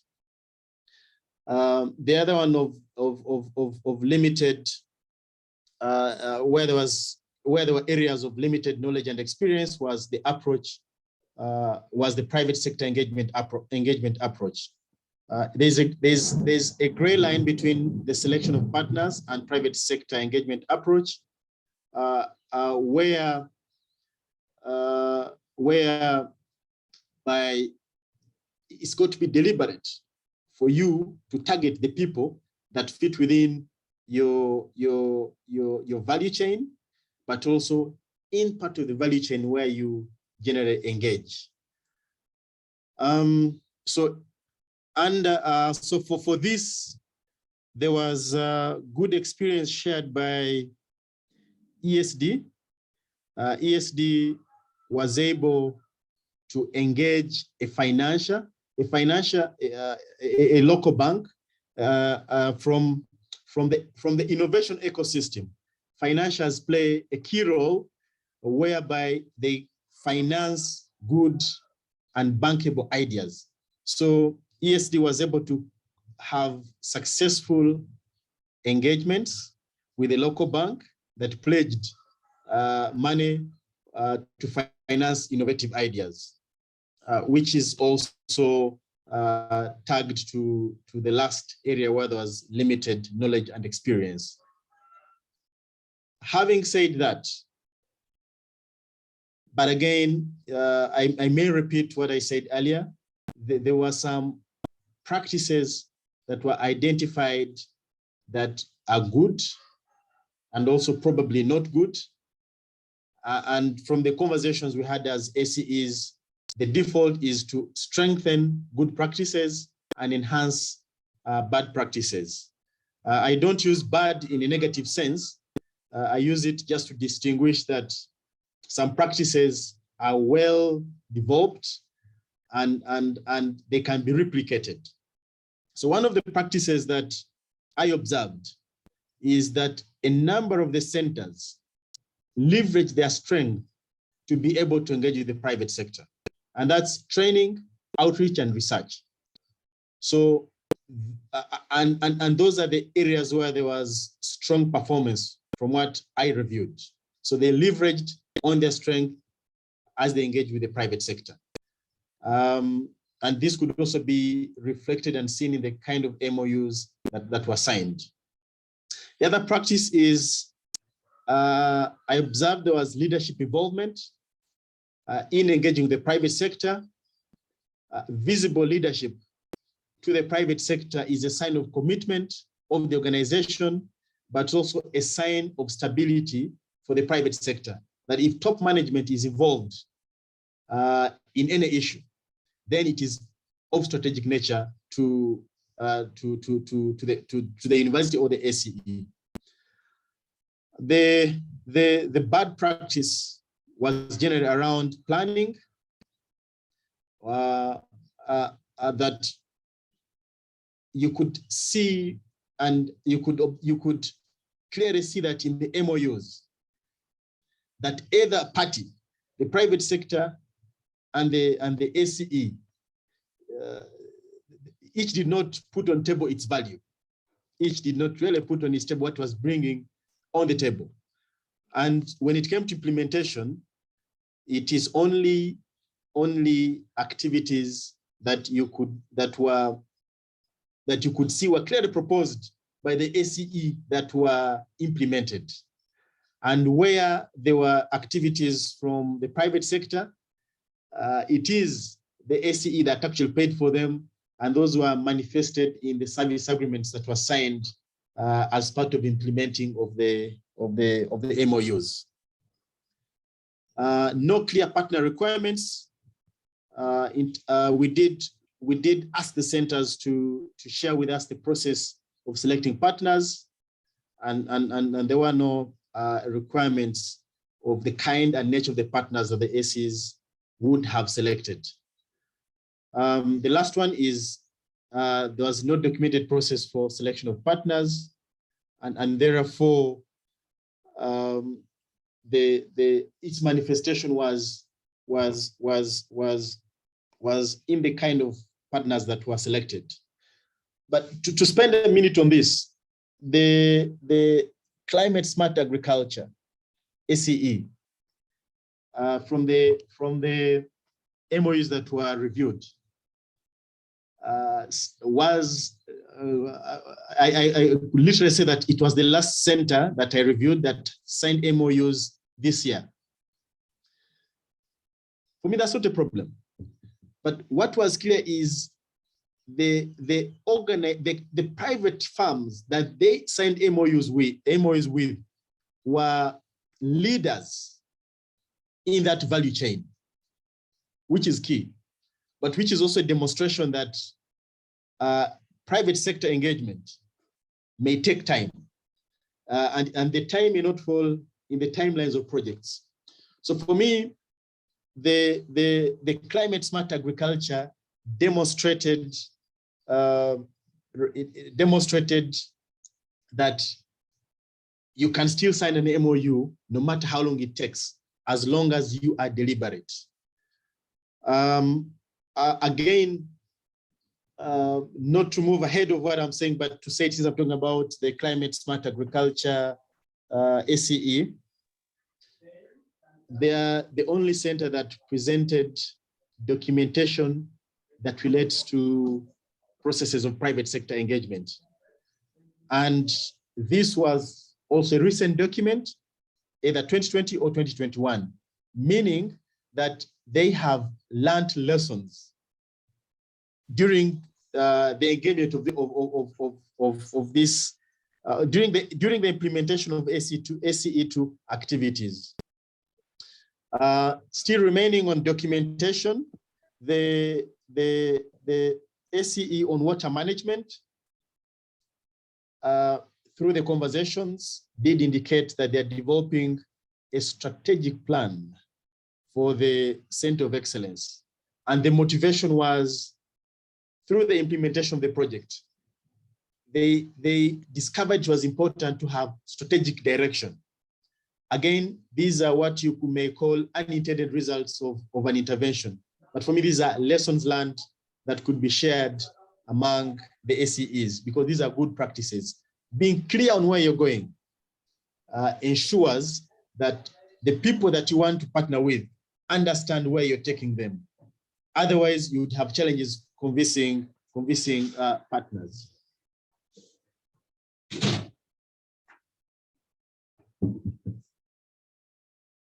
The other set of findings is around the challenges that the private sector, the challenges that the ACEs faced in terms of engaging with the private sector. It's not an exhaustive list, but it's a list of some of the repeated challenges, but also observed challenges. Some of them are strategic, some of them are operational, some of them are within the control of the ACEs and universities, others are not. So the first one, there was a challenge of lack of shared goals and vision, again, which is demonstrated within the MOUs that were signed, but also the kind of private sector firms that were engaged. The other challenge, which is, I could call it regional or global, is that within the geographical scope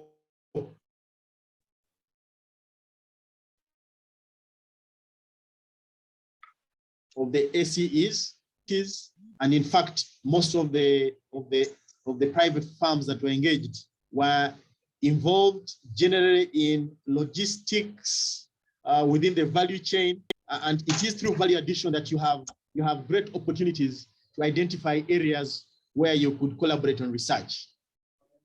The other challenge was on decision making.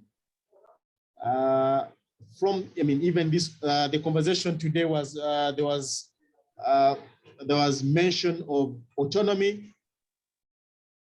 It remains a big challenge for the ACEs. And from the cases that I did review of successful private sector engagement, autonomy plays a very big role.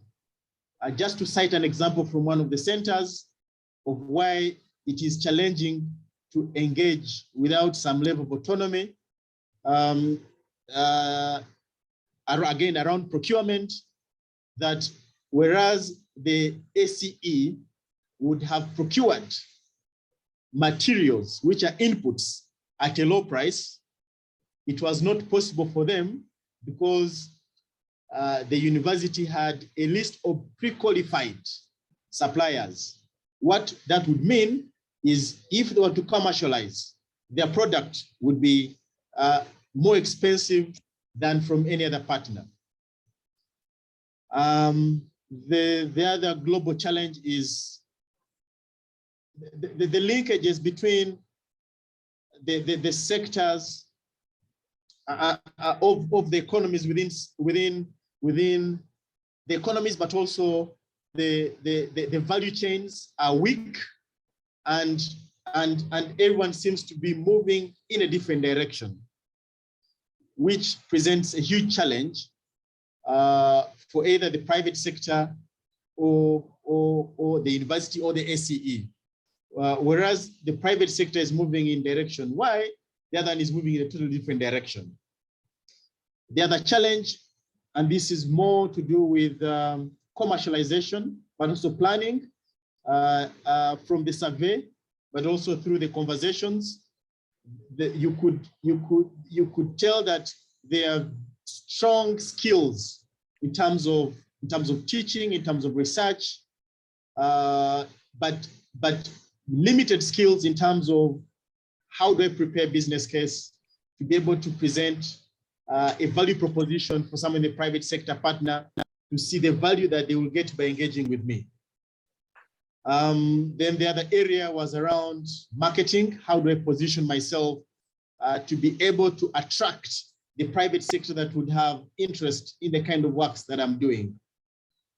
The other challenge was that the private sector perceived most of the SEs to be risky in terms of disclosing their commercial and intellectual property. And this was one of the reasons that they were hesitant to engage with the ACEs. Again, experience shared from SESAM was once they discovered this was the issue, they had to ensure that all their consultants and students that went to the private sector did sign non-disclosure agreements. The other challenge that was highlighted was limited time to deliver results. Research and innovation take a long time. However, projects, but also performance agreements with the innovation process. So this remains an inherent challenge for one to see the true results of innovation. So these are some of the challenges that were captured from the documents, but also the conversations. These are the lessons learned, but the challenges that now some of the centers know that for you to engage with the private sector, you must present something of value to them. They need to see a business case. However crude it is, role culture is top on the agenda, confidentiality and disclosure is top. Confidentiality and disclosure remains a big challenge between private sector and university. Whereas the universities would like to publish information that would amount to disclosure of commercial information by some of the private sector partners. So there's got to be a thin line and agreement between the university and the private sector on what amounts to commercial information or at what time should information be disclosed, which presents, again, a big challenge for universities because the cardinal role of universities is to share knowledge.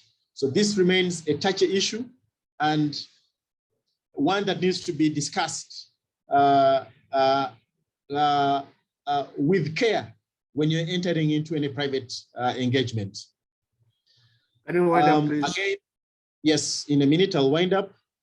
From the conversations, you could see that there was appreciation that the engagement starts with an interaction, then dialogue, and then agreement. Then assembling the right team with the right skills and competencies is a key success factor in selecting a partner, but also in ensuring private sector engagement thrives. The role of alumni is key because alumni understand the circumstances and the environment that the centers operate, but they also have an attachment. And the alumni have played key role, especially in Asia, in facilitating private sector engagement. We were able to identify additional revenue streams for the centers that they could leverage on them to engage with the private sector on commercial terms.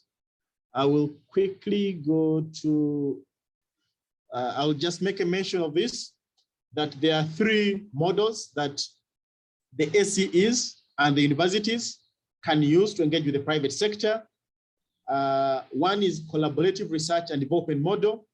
This generally happens when the ACE has established research facilities and experienced persons within their setup, and the ACE focuses on research, and the other elements are facilitated by them, like training is handled at faculty or school level, but the students or learners interact with the center.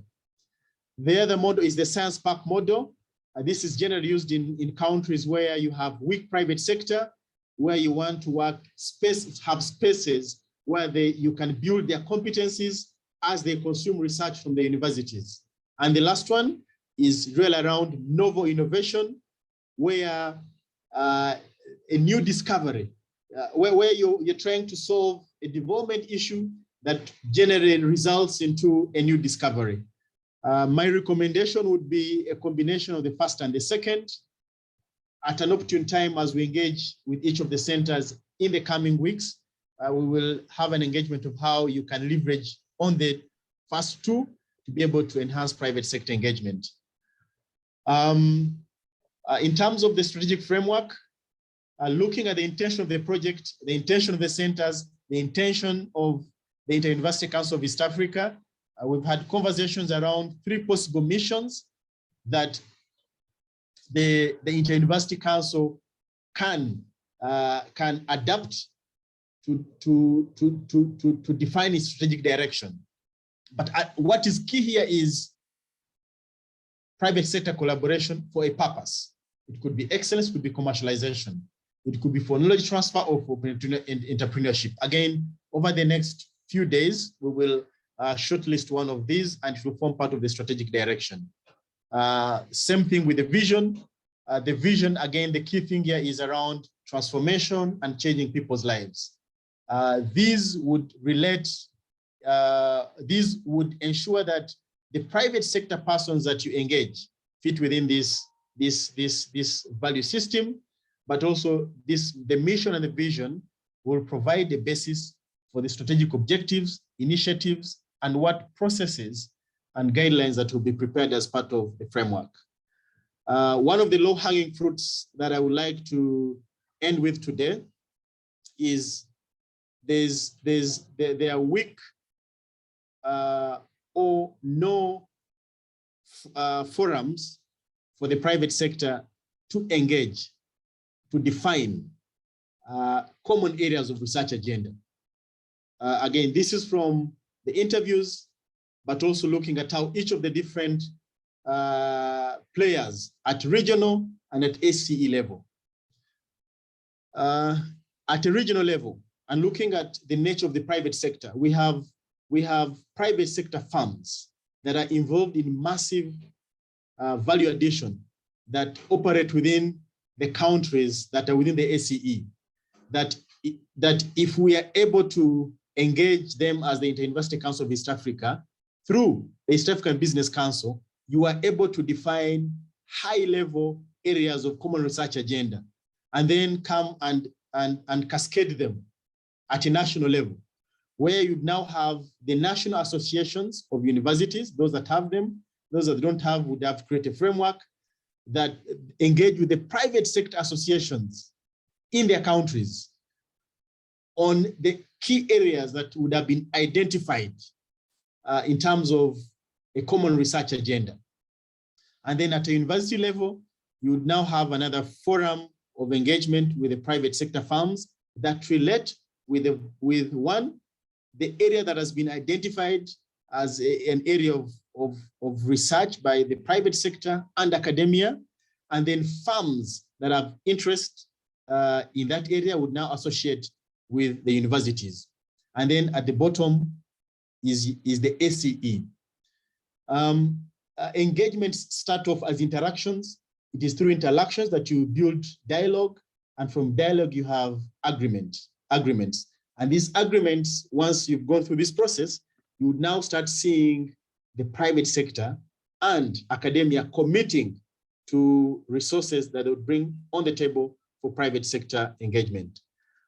So Jonathan, that's a summary of the findings and some proposals as we develop the private sector engagement framework. Thank you. Thank you very much, Edgar, for a very good presentation. Very comprehensive, I think, for some of us who are seeing it for the first time. Since we've interacted with a number of centers, I give them the opportunity now to interrogate your report. And if there are any burning questions, I read them for now.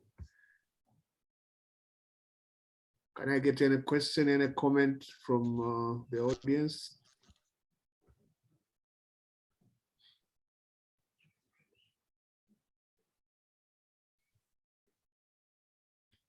So if there are no questions, I will let Edgar proceed with whatever is developing for us. Jonathan. Yes. Jonathan, I think I have a question. I raised my hand. I don't know whether I maybe didn't show. Yeah, okay. Can you just go ahead with the question, Professor Mbale? Yes. Let the first slide remain there. Edgar, thanks very much for the presentation. I enjoyed it. Are you able to get me? Yeah, we'll get you. Yes, I do. Yes. thanks very much for the presentation. It was really clear, educative, and we benefited from it. Now, Edgar, just on the first slide here, where you showed the stages from basic research, invention, up to the marketing.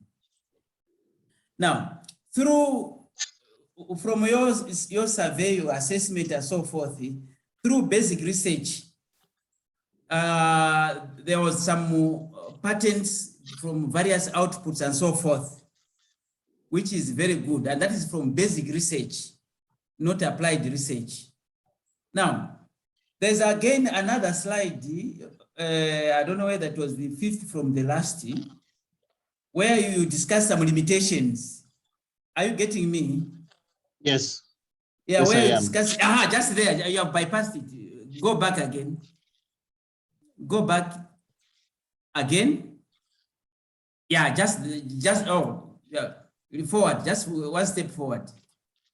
One slide forward. Yeah, just that one. Now, with that slide, which we showed at the beginning, and this one. Now, on this one, limited knowledge and experience. You highlighted that on bullet number 3, commercialization, there were a lot of limitation on that commercialization, which you elaborated very clearly. Now, if we marry this, especially on commercialization, with that slide at the beginning where there were basic research and some patents, how possible was it? Because looking at the project has got a short time frame, and the process of achieving a patent is very long and tedious with some complications. Now, within that short period of time, so how feasible is it that really those patents, they can be actualized? And at the same time, here at the end, there are some those bottlenecks in terms of commercialization, a lot of limitation on some of those patents, because maybe you find that it takes time for them to be granted and so forth. And also, they are really challenging in order to come up with a patent, because those it has to be an initial invention, and at the same time, you find that for it to be approved and so forth, it takes time. So how do you relate this? I don't know whether I've got my questions on your findings. Yes, I do. Yes, I do. Okay, thanks very much. I'm glad to hear that you have got my question. Thanks. So please, can you educate us? So again, in an open discussion like this, yes, there are realities. Yes, that if you didn't have a patent, a patent is value, it's money. Yes, and part of this process, I have engaged with a number of national associations that are responsible for registration of patents. Yes. And they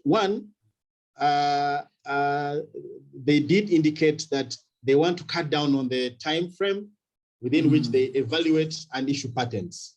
Yes. The second thing is they would like now to have financial institutions attach value to patents and lend based on the patent. It's a new conversation they're having at a global level, that there are a lot of researchers that have patents, but may struggle to get private sector partners to invest in their research. Yes, but if they can have legislation that ensures that these patents have commercial value and they can be lent money based on that, then even a private sector partner would actually see real value in the patent, and then they would move with you. So for me, so on this journey of commercialization and patents, that's part of the feedback I received from 3 national associations. From patent commercialization, I think it is long term, and from the discussions we discussed around sustainability, one of the questions we asked, what will you do, one, with the good work that you have achieved in this project, post the project? For me, it's a matter of sustainability, that if you have a patent that is of commercial value, how do I ensure that I have people that invest in it? Yes. So for me, and this is part of what the framework will address, that if I have a patent, how do I commercialize it? Out in the market, you have firms that specialize in acquiring patents and engaging with large firms, be able to commercialize them. Now, and that's why the partner you select matters. That do they have credibility of moving an idea to the market? Because there is that part of the private sector that only does that. So again, for me, it is, I could answer it in two ways. Yes, there are bottlenecks. Yes, it is, there are global conversations on how to support, especially inventions that may not necessarily quickly attract persons to invest in them. But from idea to commercialization, I think for me, the ACs and the universities is something they need to consider as a strategic issue for them if they are not able to conclude it within the space of the project. I thank you. Yeah, thank you very much, Edgar. I think the idea here is to have the project run beyond the project lifespan, and That's the correct. issue of sustainability. And if we go the direction of having patents, then this will be very, very good. I believe we're going to have a validation workshop. We're going to have the opportunity to interrogate more from what is coming from the consultant, and therefore give our views and support the consultant to build up a framework that is ours. With this, I want to invite Moshri to say a word or two before I invite Technopolis to make their presentation. Moshri, please, if you're there. Thank you, Jonathan. I just have a quick question from Edgar. Edgar, that was a great presentation. Thank you for such a comprehensive report. My question is, specifically on the MOU side of things, because that is a part of the project, and we also have a disbursement link indicator related to the MOUs. So my curiosity is, like, the centers are signing these MOUs and agreeing on a 2-year work program. What is, the success rate of implementation of these work programs? Like, what part of the MOUs are actually, successfully, implemented into real action? So just wondering if you looked at that aspect of MOUs as well. Thank you. Thank you. So for me, it was areas that were around training and community outreach. Those were easily implementable, and that's what the documents and conversations that we had indicated. And then the other one, I mean, yeah, you could learn is general training and community and get community outreach and internships. Okay, yeah, the question was of the MOU that was already signed by the ACEs. What is the success rate? Because we've been receiving report on the number of MOUs, but we're not sure whether they are successful or not. And this is what Moshe was asking. What is your assessment of the success rate of the MOU signed by the ACEs? I'm not able to provide you a statistic offhand, but what I can give right now offhand, and I'll go back and check them out, and that among the activities that were majorly signed by the MOUs, it is training, community outreach, and internship. Those were successfully implemented. Where there was joint research collaboration, there were challenges in that area, but I can refine that statistic based on the question. Thank you. All right. Okay. Thank you very much, Edgar, for a very good presentation. We look forward to hear more from your interaction with the essays. Now, I've seen Technopolis is around, so I want to invite Sohail to make their presentation.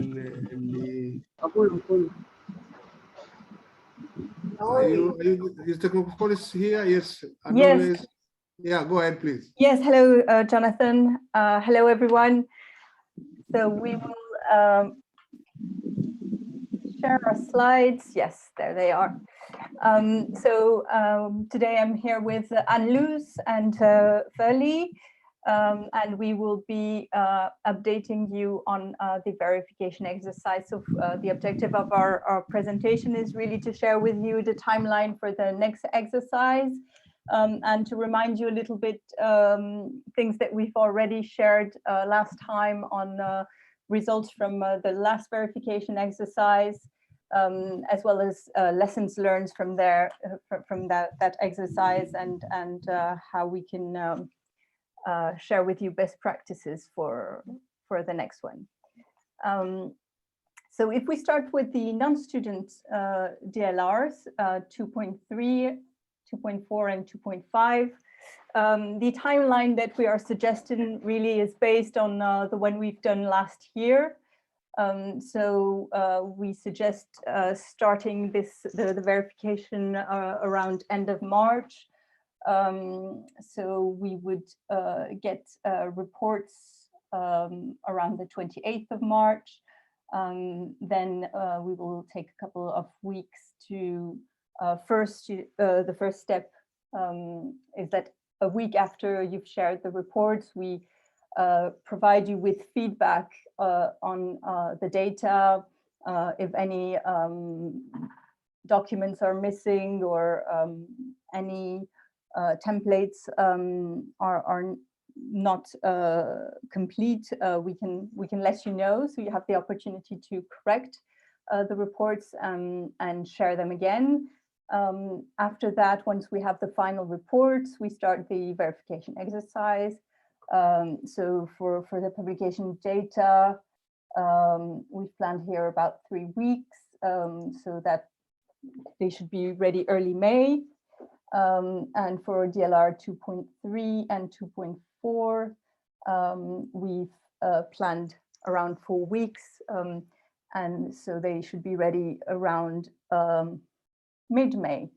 And Luz will also share the timeline for the student data, which will take a little bit longer. I think the final reports for all verification done by Technopolis should be ready by the 10th of June. So this timeline will be again discussed with IUCA and the World Bank before it is confirmed and shared with you. Then if we go back to the results that were shared with you last time, just to remind you where we are on these DLRs. So 2.3, we reach 44% of disbursements amounts. 2.4, we're at 77, and 2.5, 84%. So this is for all the centers. If we go to the next slide, let's look more into detail into DLR 2.3.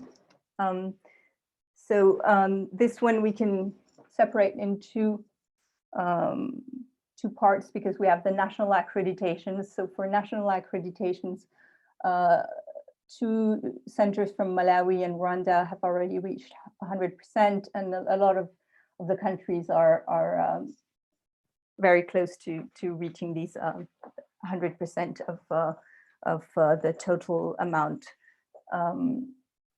But for international accreditations, this is not yet reached. So we only have centers from Malawi and Rwanda, yes, that have started to present international accreditations. But we'll come back to this later because, as you know, the rules have changed, and now you should have opportunities to present more data on this. So if we go on to DLR 2.4, here we have, again, some centers that have reached all their disbursements, in particular for Malawi, and others where we can still make progress. So basically 12 ACEs have reached the capped amount for this DLR, and 2 have not yet reached and received any disbursement for 2.4. On the publications, here most of the centers are doing really well.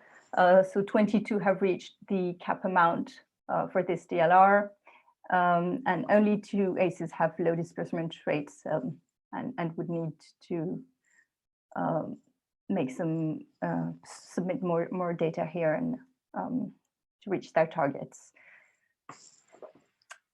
So some lessons learned for these DLRs. From the past exercise, overall, we had good quality of data. A large majority of the centers had used the feedback we provided on the data to correct any errors and provide additional supporting information and documentation. The difficulties we have observed were we had a few cases of use of the wrong template, and this is makes the verification difficult because we can't really identify which are the new submissions, the newly submitted data. We also recently had a center reporting an issue with publications, and that was linked to a wrong journal name. So instead of, it was reported as Journal of Engineering Structure instead of Engineering Structures. And because we work with algorithms, yes, the verification noted this journal as not referenced in Scopus because the name was not reported correctly. And then for the partnerships for collaboration, we had a number as well of partnerships who were still refused because the work plan and budgets were not clear on who does what and who funds what. In terms of best practices, so we recommend using the latest verification report to add any new data.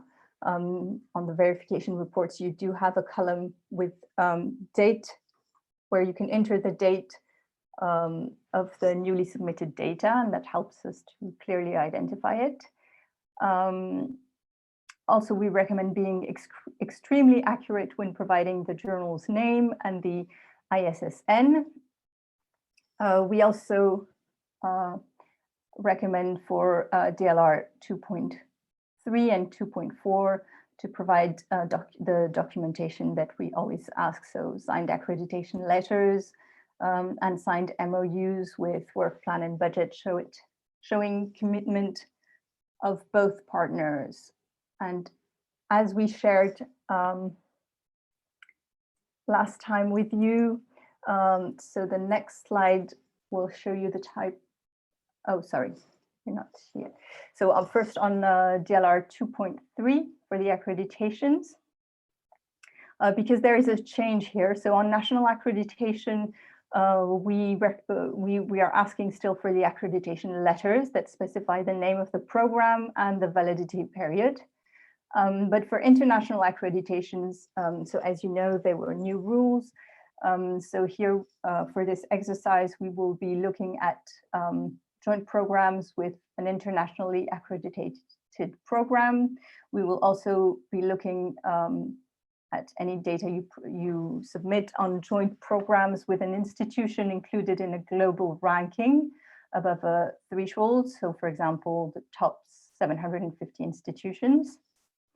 And members in any discipline-specific international organization that has as its membership requirement, achievement of certain qualitative and quantitative markers. So depending on the data you'll be submitting, the verification methodology will be adjusted, and we'll provide feedback on that.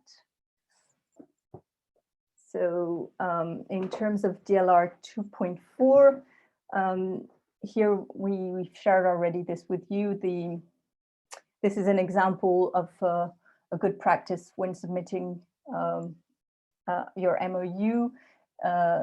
In the MOU, if you can make sure you also submit the appendix, which has the detailed work plans and budgets.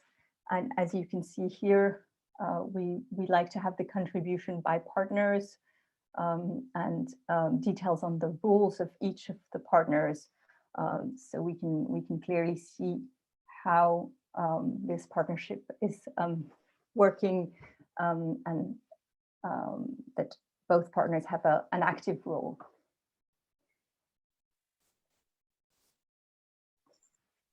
All right, and now Anne-Luce will say a few words on DLR 2.2 and 2.6. Thank you, Sahar. Good afternoon, everyone. Thank you, Jonathan, for the invitation. I will just briefly go over this year's results, again, most of which has been familiar and has been shared already, but good to refresh our minds and to set us up for next year's verification. So just an overview of the response rates overall. I think main message takeaway, I think, here is that we are aware that short courses, students as well as staff and students on exchange are more difficult to reach because they spend less time at the center, or because they move country again, and for various reasons they're less tight. So as much as I would very much like to see these numbers, so the 55% response rate as well as the 72% response rate for these two categories go up, we know that these are challenging groups to reach, even with the phone calls, etc. However, I think for the master students and the PhD students, there for the centers who still have not maxed out on their cap disbursement levels in these categories, these are students that spent a lot of time at your center and are sometimes, dedicated for 4 years. So there really shouldn't be a reason that only 81% or 74% of them respond when you know ahead when the survey is going to be sent out, when we announce when the phone call starts. So I would really like to, again, urge you to sensitize your students and researchers ahead of the verification exercise, that they are aware that this is starting and how important it is for you that they do respond to our request for completion of the data. In terms of then the verification rate, in the majority of centers was able to have a verification rate of at least 71% or more. So this is just to show a simple histogram with the number of centers listed at the top of the bins, at the bottom in which category they fell in terms of the distribution of verification rates. So there's really only a small number of centers where the verification is below 50%. And this either has to do with the data not being submitted rightly. So we know the issues with gender, with nationality, or with students not being well aware enough of the exercise. But I'd like to urge you, as I hope this graphs demonstrate, that it's very well possible to reach very high verification rates, as these numbers demonstrate. So just a few reminders for what helps is that, with reporting, do start to some time, use the template. I think we will also discuss with IUCA, maybe to have a refresher of knowing what the right template is, and making sure that the correct one is shared around before we start a new exercise. And also, if you have questions or if anything is, doesn't work out or goes wrong, if there's any misunderstanding, please contact IUCA as soon as possible so that we can address it. I'm happy to say that also in response to some of the feedback that was given on the verification reports in July, August, we were able to take action, and in some cases that led to higher disbursement rate for some of the centers. So if you find errors or inconsistencies, or if you have questions about why reports look the way they do, or during the process, if you have the feeling that students are not getting the survey, check so we can understand where the issue is. I cannot stress this enough. So that goes, I think that maybe should have been an extra point under the communication item, but we will also continue, because we had a good experience, to use a Kenyan phone operator for the follow-up calls. We've seen that we've had a good experience with them over the last 2 years, and I think so far also the response that we've had from different centers has been positive, as well as a help desk that's available for the during the survey for students to or staff to respond to and to ask questions if they have a question on the survey, or if they feel like their answers were maybe not saved. And in that way, we've also been able to verify some additional beneficiaries of the ACE program. So finally, as Sohair mentioned, this timetable has yet to be completely confirmed, also from the World Bank and IUCA side, but this is the tentative schedule, and once that's finalized, that of course will be shared with you timely as well. But we'll expect to have your input required by the end of March, so we can also do a round of feedback after a week, for you to then have also 5 working days to incorporate our feedback, and this really goes again to the sense that we feel like there's maybe a sign missing in email addresses, or we think there's something misspelled, or there's a phone number missing, that those errors or omissions can be completed. Then we for now foresee to launch the survey mid-April, and to close that May 16, so it will be open for almost 4 weeks. And as you are aware, we will share these non-response lists with you weekly. Then we will start the verification calls May 18. They will end on May 25th, and then we think that around the second week of June, we will have the verification reports ready, so that you also know where you stand in terms of your earnings for these DLI 2.2 and 2.6. And I think that's it from my side. Thank you very much. Thank you very much, technical team from Technopolis. Any questions from colleagues? This is an important exercise. I know you have a lot to ask. So I invite questions and the responses from Technopolis.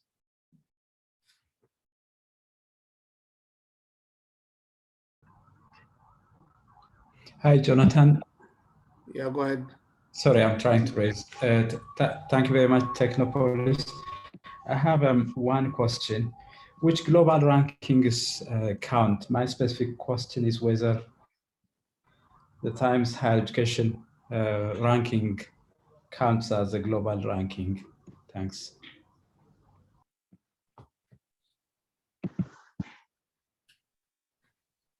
We take a couple of questions, some more questions, and then the team will respond. I don't see any hand from. Can I say, Dr. Jonathan? Yes, go ahead, Gabriel. Okay, thank you. Thank you for the presentation, Technopolis. I have 2 concerns regarding publications, and the other one is said to be about verification of student data. The first one is said to be regarding publication. Last time we submitted different publications from our side. The well-known journals in engineering, Elsevier, IEEE in electrical streams, but journals which has been published in these publications are not yet approved. I don't know the reason why. So is there any possibility to review these documents? This is the first question that I'm going to raise. The second one is said to be, as I said earlier, because the number of PhD students in our case is very limited, because no one is applying for the PhD courses in our center. So we have a total of 24 PhD students from, 21 students from local and only two PhD students from the region, one from Uganda and one from Rwanda. So the minimum requirement is not satisfied, even if the number of the students that has been, verified. Is it possible to consider these PhD students with that of the master students due to the fact that I have already mentioned earlier?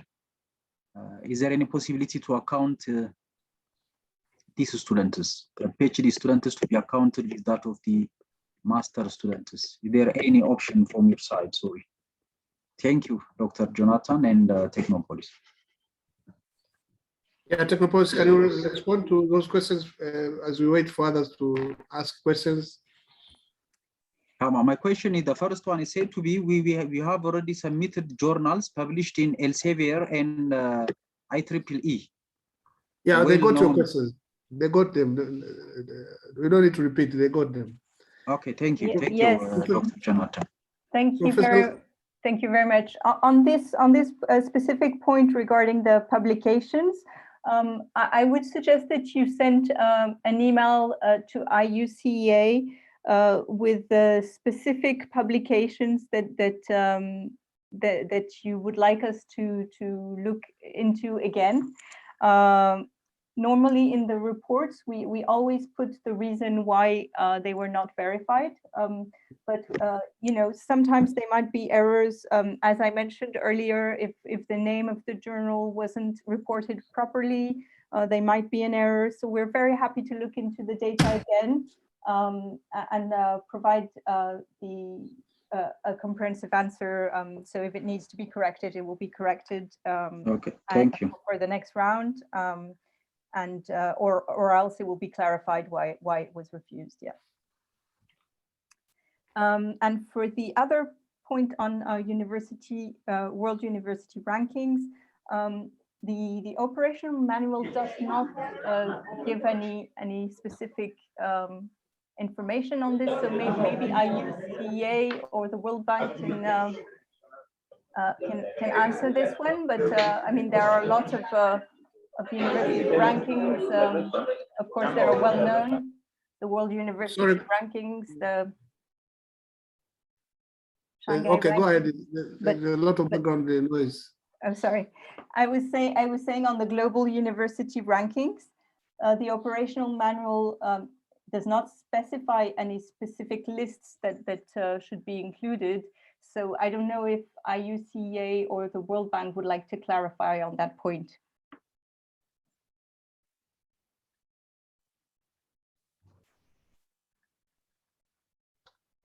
Otherwise, sorry, what about the other questions that I have already raised regarding the verification of PhD students? Well, let me just come in on this one and then we can move past it. Just to answer the explicit question, Times Higher has many rankings, but if we're only talking about the World University ranking, then yes, that would be one of them. Shanghai would be another one. QS would be one as well. We can come up with a list for Technopolis to use so that there's clarity on what are acceptable ones, but it would be that they're holistically looking at the entire globe and not any of the explicitly narrowly defined ones. But we can have conversations if some feel more strongly than others about some of these issues. But for sure, Times Higher is definitely one of the top three. And maybe I can come in on the question on the PhDs. And I think that's a question on the regionality concern, right? And the threshold of 20% needing to come from the region. So last year, in light of COVID, I think there were also already some leniencies applied. Right now, we're looking at the pool of students, master and PhD, to see if if this threshold is met combinedly. But if we deviate again from the rules, depending on, also the situation in terms of how easy it is at the moment to travel, to go for exchanges, etc., that is something that has to be revised only in conjunction with World Bank and with IUCA. So in the end, we execute the rules following the path and following any amendments, but we do not set them. So if there are concerns there, those should be taken up with IUCA directly.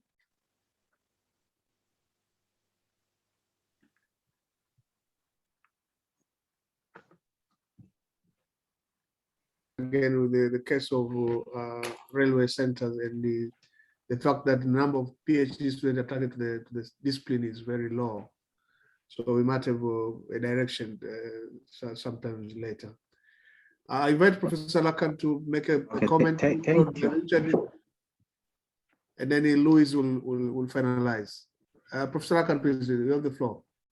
Yeah, thank you very much, Dr. Jonathan. Thanks a lot to Technopoly. Myself, Lakan Yadav from ACIT LMS from University of Rwanda. We claimed for the 15,000 USD from exchange verification results of students' indicators in which was related to 2020 verification round.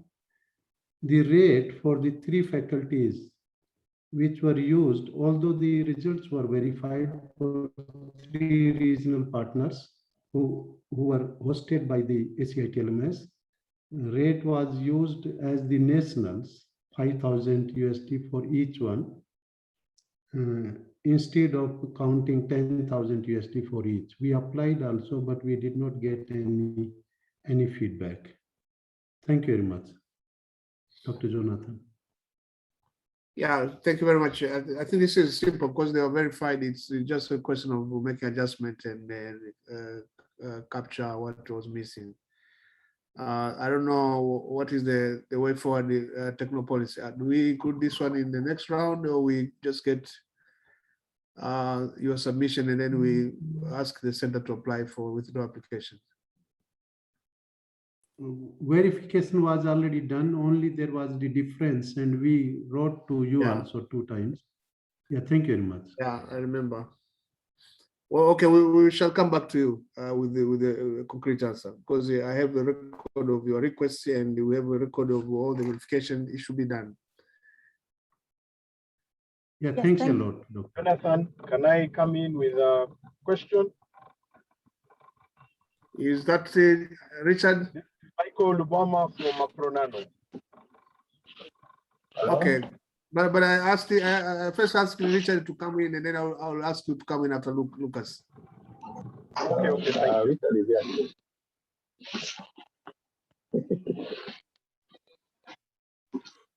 Hello. Okay. Yeah, thank you, Jonathan, and thank you for the presentation. So, I really take clarification.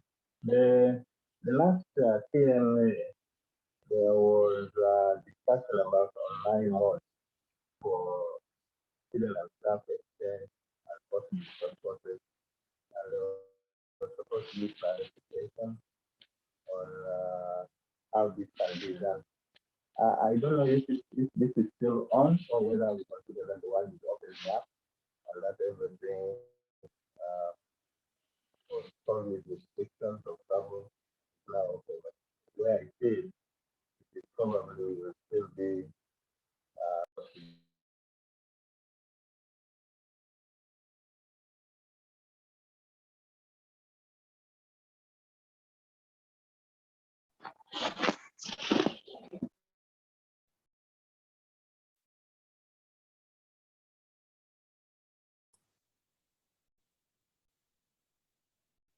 Apologies, but I was not able to discern the question.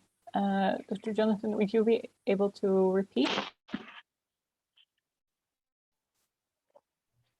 I think Richard can type it in the chat. He was not. let me repeat it. For staff and student exchange. Yeah, for students, am I clear? Can you hear me now? I think the connection is not very clear. Perhaps you can write it in the chat, please. Because we cannot hear you very well. Okay, let me write it in the. Thank you so much.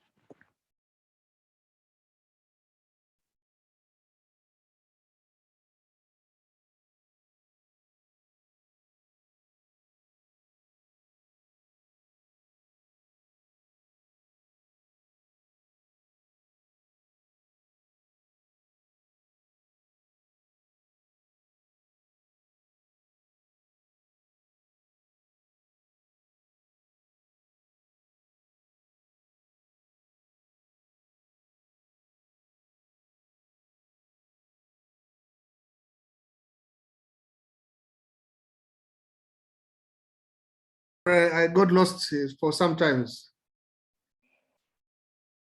Yes, I think the question is now on the chat. So can online mode be used for staff and student exchange as previously discussed? Same for short course.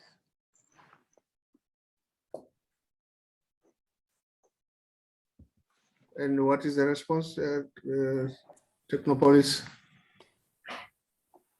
I have to check for short course, and I would suggest that with the update of the new template that we also send a communication to make this clear. Would that be acceptable? Yeah, sure.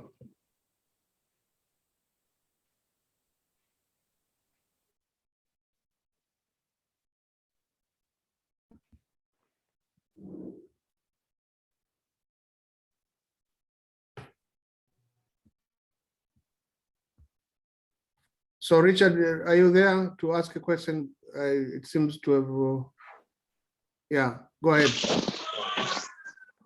Okay, can I now ask my question, Jonathan? Yeah, go ahead. Yes, my question, thank you members, thank you colleagues for this term. My question to Technopolis,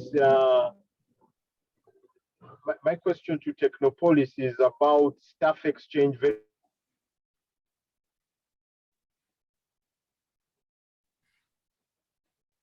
verification.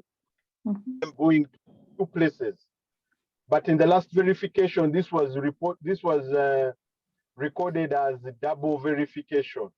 I thought the verification is on the exchange.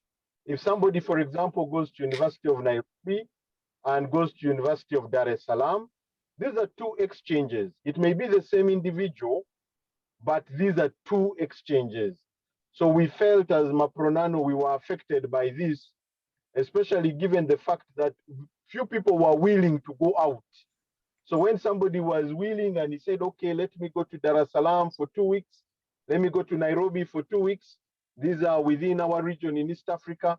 And then this was recorded as one exchange because it was the same individual, yet the places were 2. We need clarification on this matter. Thank you, thank you. So according to the TAM, to the path as it stands now, is that we verify on the person and the program. So it's one person doing a master's degree, one person doing a short course. Even if they've done several short courses, we verify on the person. The same goes for exchanges. That's on the basis of how the path is stipulated right now.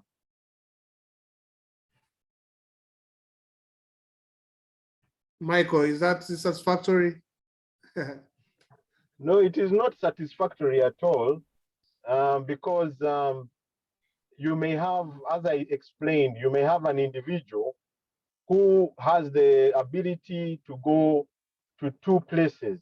So these are 2 exchanges taking place.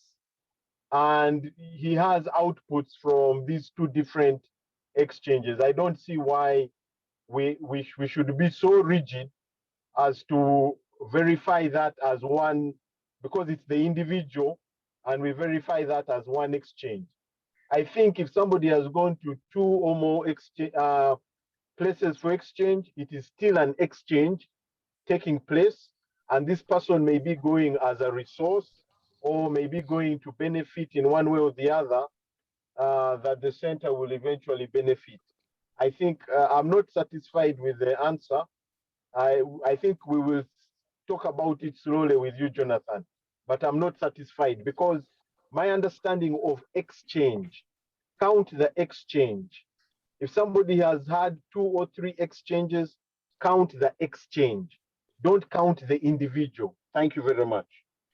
Yeah, Michael, I'll actually come in this because as Annalise said, this is how the project was designed. The project wasn't designed to provide one person with multiple opportunities to study and work abroad. That wasn't the design of the project. It's to build capacity over the largest number of individuals to have this experience and spread the capacity building to individuals, not to be a single source of funding for one person to have multiple exchange opportunities. And so it's just about the principle in the design stage of the project. And when we went through the midterm review, this wasn't redefined in any of the program documents. So Technopolis is rigidly assigning this assessment based on the design of the project, what's stipulated in the pad, what's stipulated in the project manuals.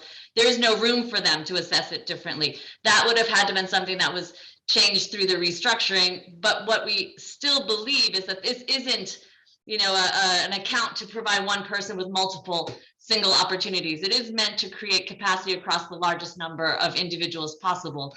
So it would require restructuring to change how that's assessed. Thank you, Robert, actually, for coming on that. Even I had the same argument, because after all, this is an investment, and it's not a question of course earning money, just earning to achieve the results, but look at why are we investing in the exchanges? That's what I have the same thinking like you, Robert, you said. But even if we are going for the structure and go, definitely we have to look at the logic behind why do you go for one to go for 3-4 times, and then it's only just if you want to recoup the money to get in money, that's fine. But if we are looking for system strengthening and capacity building and have a pool of people, that we should go over the way it was designed. I don't think it will be just easier to restructure so that you can achieve, you can disburse. I'm not sure, Roberta, if even our corporate system would allow that. No, that's not possible. No, you're right, Kaboko. Yeah, you're right. What we're trying to do is move out of the tradition where only a few people benefit from a project like this. So I think the clarification are very clear, Michael, and appreciated from Roberta and complimented by Kaboko. Professor Luis, I want to invite you to ask your question or make a comment. Thank you, Jonathan. And also thank you, Technopolis, World Bank, and all the presenters for the comprehensive information that are being shared here. First to say that, okay, my name is Luis Lucas. I'm from the Mozambique Center, Oil and Gas, and as you could see from the data, you are very behind in terms of presentation of evidences and the data for the results. And this is something that doesn't make us happy at all. But of course, you should remember that you could not, unfortunately, you could not present the data for validation in 2021. And this happens for different reasons. But we expect that in 2022, you can present cumulative data in such a way that you change these trends and you have better results at the end. I have actually here one question. One is related with the exchange. I think it was already presented by one of colleagues. Regarding the issue of the exchange, you see that because of the COVID, you cannot actually put people traveling a lot, but you still have a lot of collaboration with different universities which are participating in our programs, in our master program, by teaching online. So the question again, I think this is a repetition, is could this exchange through online classes be considered in this program, in this project? So this is the first question. And second question is regarding accreditation.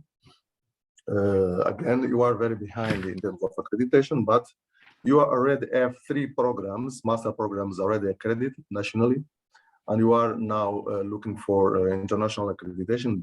It means that soon maybe you are going to have good news regarding international accreditation. But the issue is that the national accreditation letters are in Portuguese. Can I submit these Portuguese letters to you, just the copies, and this can be considered, or should I maybe, I don't know, try to make some sort of translation? Thank you, Jonathan. Thank you.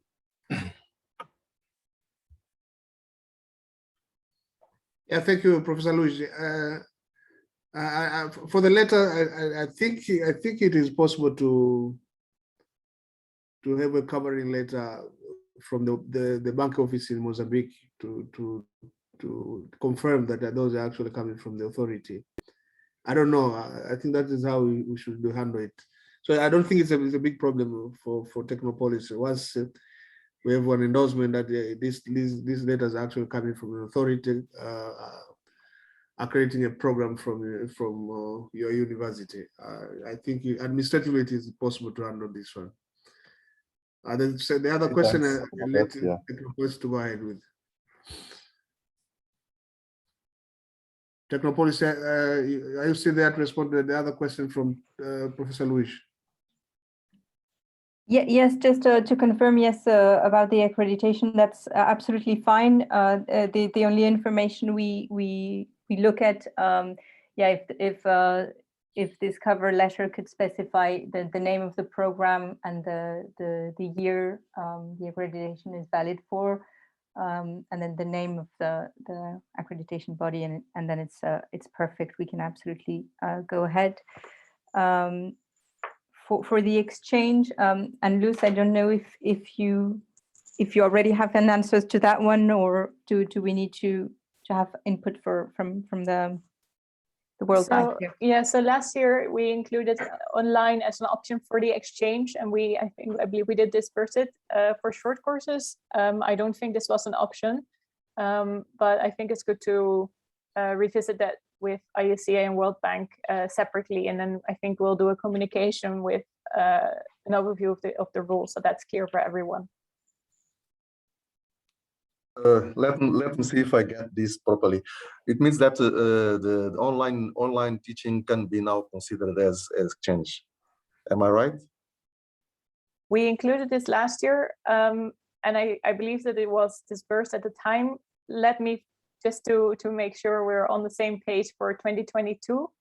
I will double check, also revisit with World Bank and IUCA, but I believe so. But let me confirm this in writing to all centers early next year. Thank you. And please, could you also provide maybe some kind of template, or which kind of information or evidence can you provide for this kind of exchange? Just which kind of evidence should we provide to you? It will be the normal template, but we will also share that again.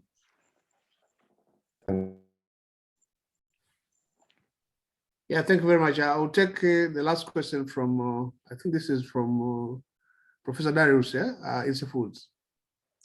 Thank you, Jonathan, and thank you for your good comments you made about INSE Foods and your support and World Bank to make the center reach where it is.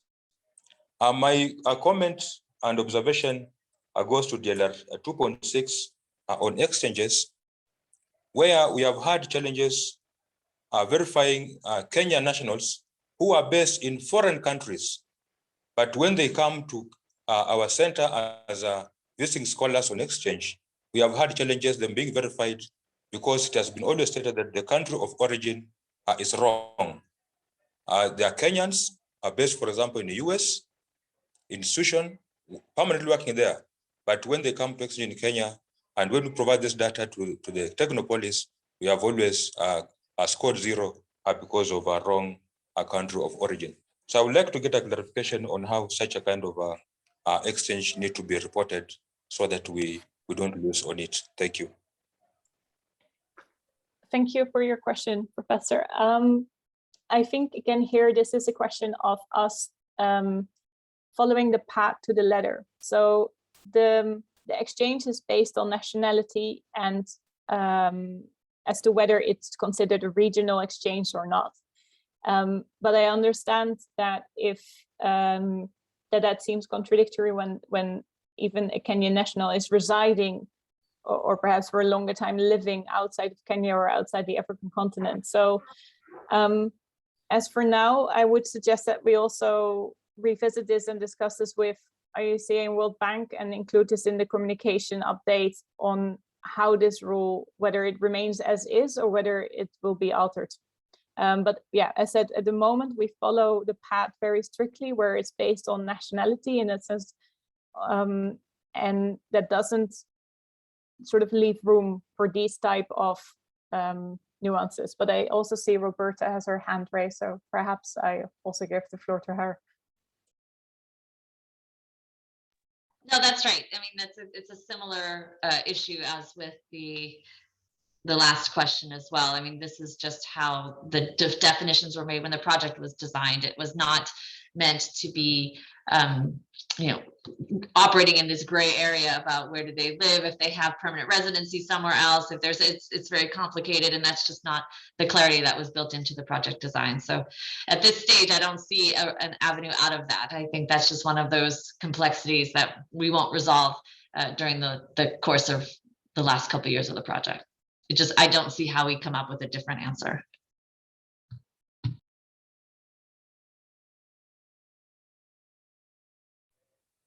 Thank you for the response. Yeah, thank you, Darius, for understanding that we simply have to accommodate some of these dynamics as we implement the project. I want to stop this conversation from here. We can continue with the discussion one-on-one in case we have issues. And I will take the opportunity to thank the Technopolis for making this presentation.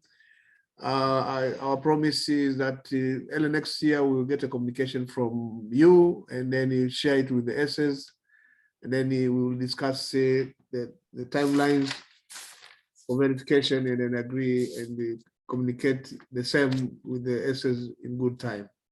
So thank you very much, and have a good day. Now I want to invite we have two last presentations, one from CDT Africa and the other one from SACID. I got a request from SACID that they go first.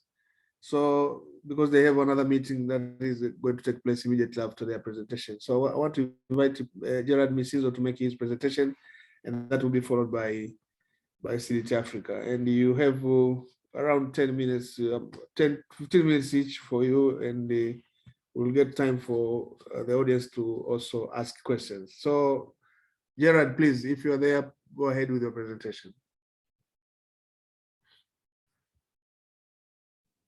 Thank you, Jonathan. Mark Raymam, the Executive Director of SACID's Foundation for One Health, will be presenting. Welcome, Mark. Excuse me, let me see if I can share. Oh. Sharing screen, can you see it? Yes, we can see your screen. Yeah. I just want to put some of our ideas for a postdoctoral program.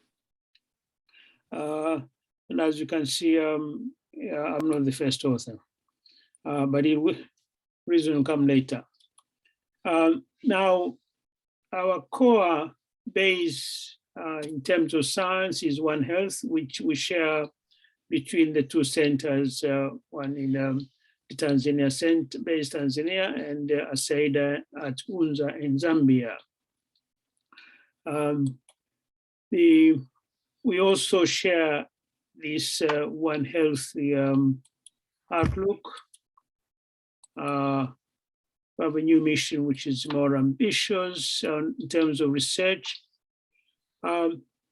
But these are the kind of things which have been driving us since the beginning. They drive us even more. You know, one that we set out as a partnership program, partnership in terms of science, the public health and animal health, universities and research institutions, all operating within the ecosystems. But also we have a smart partnership between, you know, an Africa-led South-South-North smart partnership. All that with the objective of trying to develop people who work towards outsmarting the pathogen. These are big programs. You haven't got much time to go through that. But the idea then we start saying, look, what are the core sciences for individual competence development? You know, genomics, analytic, digital sciences, epidemiology, and so on, and the social sciences. That we can apply it around the domain of different themes that we select for our research. Oops. Excuse me. Yeah. And then we started forming a view together with our partner that really, in terms of making impact, you really need to be looking at a 10, 15-year span. And at the outset, I'm glad we are now talking about phase 2. And when you do that, you are, for each theme, you have a cluster of people from undergraduate to postdoc, but most predominantly from masters to postdoc and above. So we developed this concept of within each theme, the people in different categories are operating as a community of practice. And then we started introducing a term to differentiate these people from ordinary students, that these are all really, they are on research apprenticeship paths. And from time to time, we keep reminding our PhD students when they come in, if you came here for learning, you're in the wrong place. You came here to generate knowledge. And so they be supervised by the host institution and other African course providers, but also non-African course providers who come in as smart partners. We run that program right through from research prints at MSc research, right through to 3 categories of PhDs, and then research leaders. And incidentally, we've also run some program research management with vice chancellors. That's why the title was from undergraduate from MSc to vice chancellor. So then the question becomes to, what is the postdoc for? Because this program we have does not, it's a PhD program. PASET is also a PhD program. Is Africa losing out?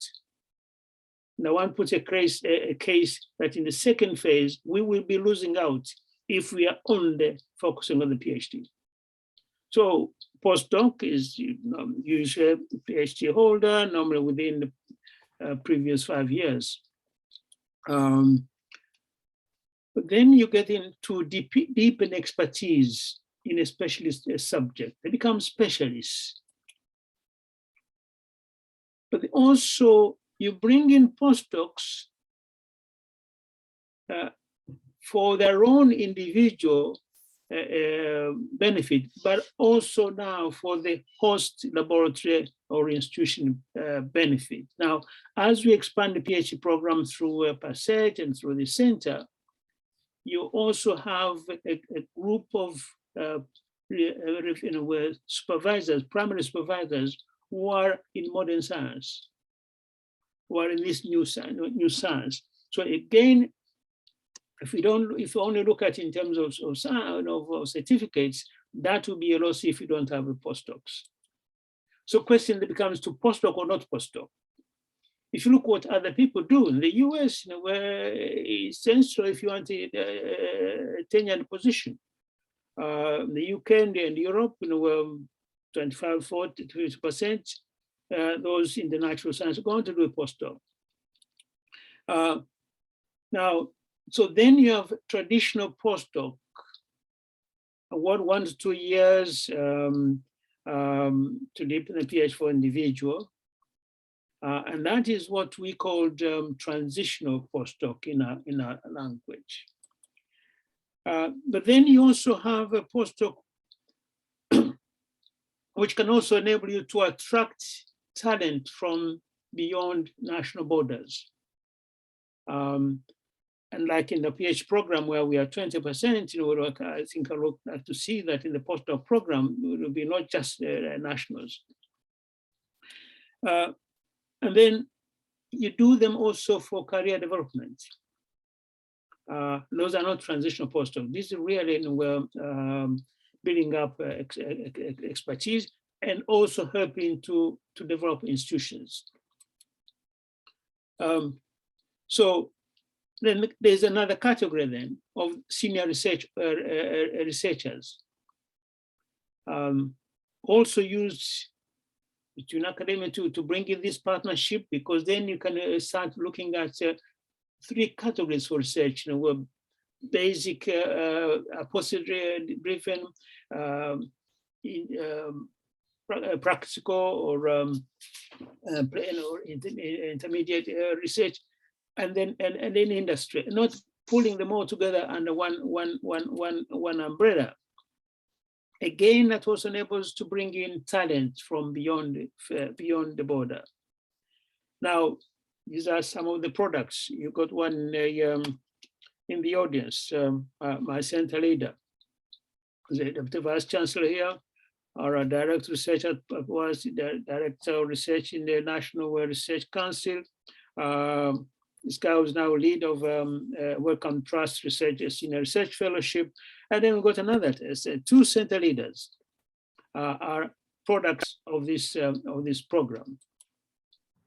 So in short, we would like to make a case that this phase should not be like West Africa did, which was really page 2 of page 1. It should really be transformative by including 3 categories of postdocs that I've described: transitional, 3 to 5 year co-researchers, and then senior ones who can actually run programs. And I think that is what will be transformative in the next phase to bring Africa into the competitive world in the for us in the post-COVID era. Thank you. And then we also like to suggest that one way of introducing that is that for every 3 PhDs, you have 1 postdoc. And then you have a research vibrant environment in academia. Thank you. Thank you very much, Professor Makuremam. One question, is the National Council or Commission for Higher Education recognizing postdoc as a route qualification framework that is acceptable? Is it that we have to change the system? How is it in Tanzania, for example? Well, I would like to get others to answer that, but what concerns me is not the rule of yesterday. What concerns me is to build Africa of tomorrow. Africa of tomorrow will not be competitive. We just only stick at PhD, supervised by more the same teachers, lots of PhD students, and no really innovative research going on. But I do think, well, Gerard and others can answer that. Yeah, we'll get some more clarification. Yes, go ahead. There is a national postdoctoral research framework established by COSTECH, and so postdoctoral fellowships are accepted within the Commission for Science and Technology, but also our universities are also accepting these postdoctoral ranks as part of the cadre in the academia. So there is, for example, the National Postdoctoral Research Framework by COSTECH was established in 2020, and now there is another establishment for even research chairs. So this, Mark was referring to the rules of yesterday are starting to be recognized and being recognized by the research councils in our countries in Eastern Africa. All right, good. Now let's hear from CDT Africa, and then we'll have a conversation of both presentations from the floor. So CDT Africa, if you're ready, can you make a presentation? Then but try to reflect on the issues and the opportunities, like the way Mark presented. Thank you. Hi, Jonathan. Dr. Abelletta will be presenting. We thought reflecting on the actual experience might also be useful. Anyway, so Dr. Abelletta, our postdoc, is going to be presenting. Let me just see if we can share it. Where are we here? Hopefully you can see the slides. Yes, we can see your slides. Excellent. Thank you, Dr. Abelletta. Let me just include this.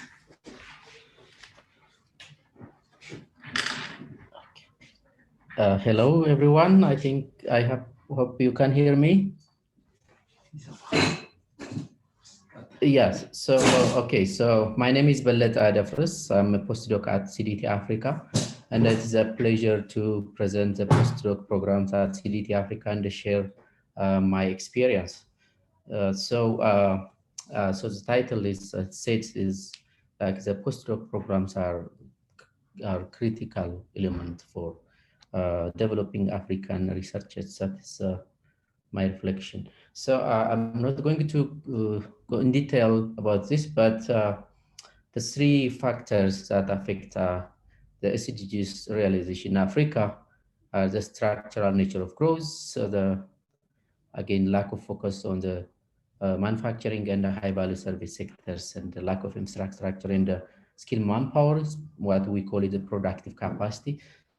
So so the postdocs program can be an input or can be a solution to enhance the skilled manpower capacity. That's my reflection. So yes, so why is the skilled manpower is one of the constraints? Well, while the African universities graduate thousands of students every year, undergraduate and postgraduate.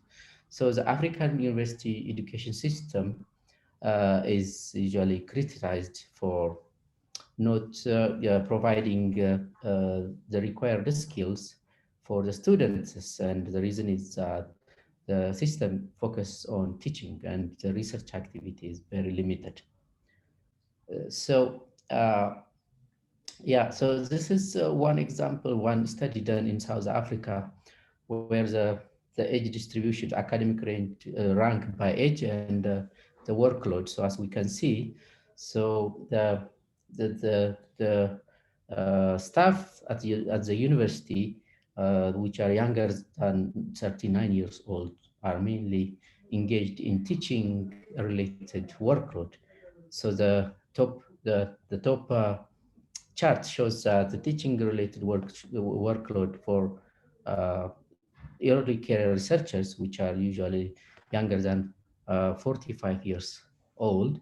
So it's like 71% of their time is teaching related duties, and only 29% is spent for research activities such as doing actual research and raising funds. So what are really the constraining factors for the poor research habit? Is that the first is like as the PhD students graduate, they usually lack the opportunities. As a result, they are not competent and confident to be independent researchers, so they will be sucked into teaching and administrative work, and that leads to the no time for research, and they are not well trained for grant writing, so they couldn't get the competitive funding that leads to the lack of laboratory establishment and reagents, all the stuff. So they usually have very little publication at the end. And the research support offices, usually they don't exist. So in the academics, so that's also another main challenge. And as a result, so the creative minds are lost through like administrative and teaching duties. So this one is already mentioned, so I'm not going to repeat, so I'll skip it. So usually the postdoc programs offer this essential opportunities, which is dedicated time for research. And of course, because they are assigned to specific labs, so you'll have access to modern facilities. And of course, the mentorship, which is one of the challenges, the critical skills and confidence to be independent researchers and the like. And finally, they can define their career paths on the way through the postdoc programs. So if we can see the postdoc programs in Africa, usually there are very few, and almost all of them are in South Africa. So the PhD graduates usually they seek training is abroad, and some of them they don't return, and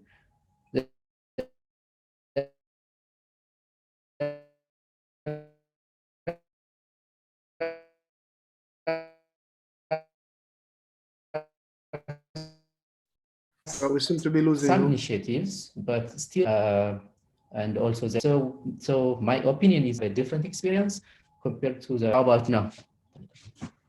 Can you, internet? Hello? Go ahead, please. Okay, okay. Can you see it? Can they see the? Yeah, okay. So, yes, so it will have a different experience, and also it will be African-focused research, which is the opportunities that will enable the early careers to prepare themselves for the future science leaderships.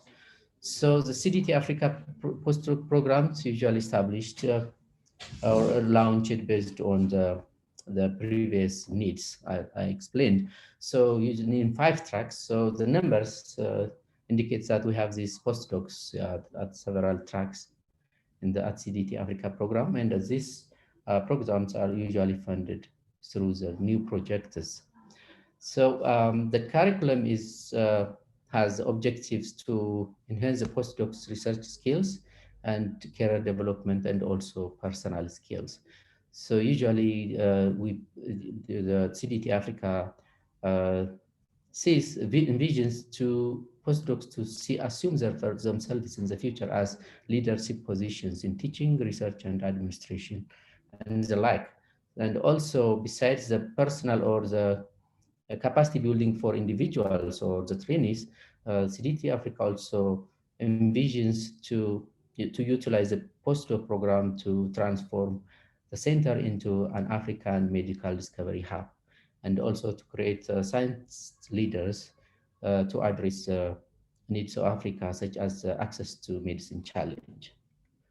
So the details of the program are, we are divided into 2. One is the general skills and knowledge that the postdocs gain, and the other one is the specific, specialized trainings.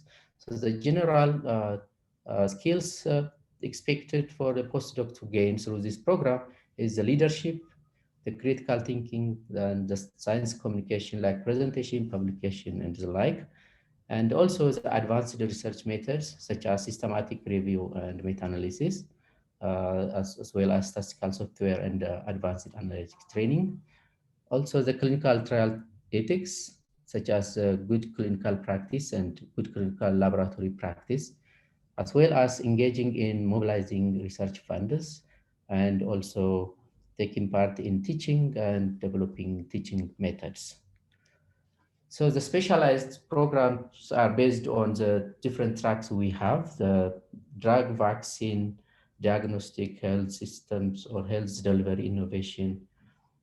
For those and the clinical trial ethics, these trainings are designed for the specific tracks. So, for example, the drug development stream will take the bench synthesis, as well as the scale up in the pharmaceutical companies and research commercialization the like, whereas the vaccine and the diagnostic stream will take the listed training is as required by the individuals. So having said so I would like to share in brief my personal benefits or my personal experience at CDT Africa. So the first time I graduated from US University, and I worked as a research scholar for 1 year at US University again, and then I came back to Ethiopia. Then now, as my colleagues face, so this is where I am now in Ethiopia in a limited resource setting, and then what? So, when I return to my home country, my plan is to serve my country by establishing a research laboratory and becoming a scientist, so that I can contribute to the scientific knowledge and the training. So when I consulted my colleagues at different universities, so where their response was somehow shocking, as is for others trained outside and come back to their home countries. So my colleagues said that so they didn't publish even a single paper in 3 to 5 years, and that time was like a question in my mind, entertaining like mixed feelings, like what are my career options and what are my interests and disabilities, and should I go through the process that my colleagues went. And well, it was at that time luckily that I found the CDT Africa launched the first postdoc program. So through that process, I went through the programs, and I was assigned to different projects, multiple projects, and these are the benefits I gained during my study as a postdoc. So first one was to define my long career path, which is very essential, and this is usually as I was a chemistry graduate, so I have identified where my skills fit and what should be my career path. And the second was the dedicated time for research and funding as well. So this is very, very critical again, because I will not have any academic or administrative duties, and I have a full-time research access and time, so that with the required funds, so I can focus on my research. And the other one is I was also engaged in mentoring undergraduate students, such as guiding the work of 3 master's students and 1 PhD student. I was also involved in multiple projects. So this actually have impact on my leadership skill, and also the time management, which enabled me to plan and execute research on time. The training I gained several trainings which are very essential for doing medical research and medical product development. And the leadership team and teamwork I was involved with is actually one of the main training which I feel I got, and by now I am advanced to a leading drug development project through multidisciplinary team. So I had senior mentors, both local and international, and I had the chance to collaborate in the partnership. And lastly, I was able to publish 8 papers in my stay as a postdoc. So, but well, this is obvious that there are challenges in my stay as a postdoc. So the first one is the procurement and the unavailability of special reagents locally, and the limited infrastructure. The other one is the COVID restrictions, which has, of course, its own impact in different aspects.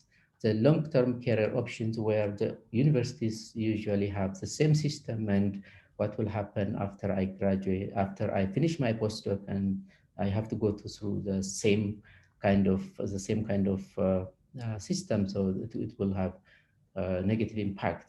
So I have managed to, together with the center's effort, we try to manage to overcome the challenges. The first one was very strict annual planning to procure reagents, and also to get support from our partners, both local and international. The second one is international partnership, because we have some of the limited infrastructures, we have to get access those lab infrastructures. So we used that kind of partnership. And also for some of the trainings and some of the mentorship, we use online and the virtual options.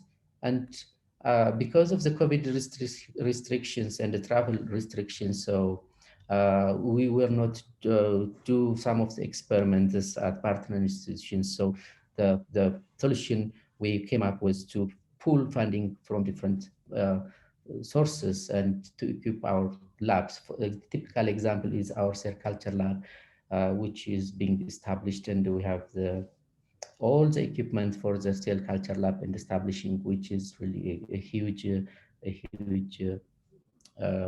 opportunity for CDT Africa to do some of the drug development work. So in conclusion, here are the 3 main challenges that the early career researchers at African institutions face. The first one is lack of access to resources And this is related to the lack of access to competitive funding and lack of mentorship. So these postdoctoral programs, which are African focused, are usually essential to address these three main challenges. And they are critical in enhancing the African researchers' competency and experience to be independent researcher. And also, this level of talent can be recruited and retained if we have a sustained funding and research infrastructure. So for this to happen, there are two ways. One is the African governments must commit to invest more in research and development, and universities should establish a platform to pool funding resources for which are dedicated for the postdoc programs. And thank you very much. So if I take a lot of time, I apologize. Thank you. Yeah, thank you very much. This was very useful because we are getting experience from one of the students, the postdoc student from CDT Africa. We don't have a lot of time, so I invite, can you stop sharing your screen? I invite some questions from the member of the floor before I close for the day.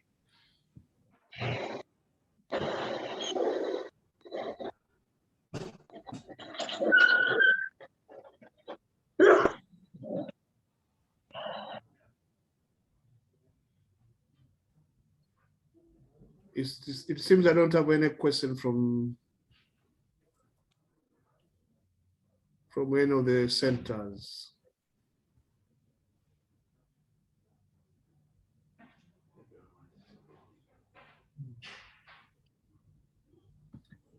If not, then allow me to take this opportunity to thank you very much for participating in today's meeting. Tomorrow we are planning to start on time, just like we did today. And I want you to be ready, because tomorrow we are going to have quite a number of important interventions from IUCEA, but also from the World Bank colleagues, especially on procurement and the issues to do with the challenges for DLR 3 and 4. So I want invite you to prepare yourself for tomorrow. And we're also going to have one-on-one conversation through breakout rooms on academic networks, which I think are also important for sustainability. And so tomorrow is going to be a little bit busy, but also important. So thank you very much, and enjoy the rest of the day. Okay, thank you. Thank you, Jonathan, for the leadership. Thank you. Ciao.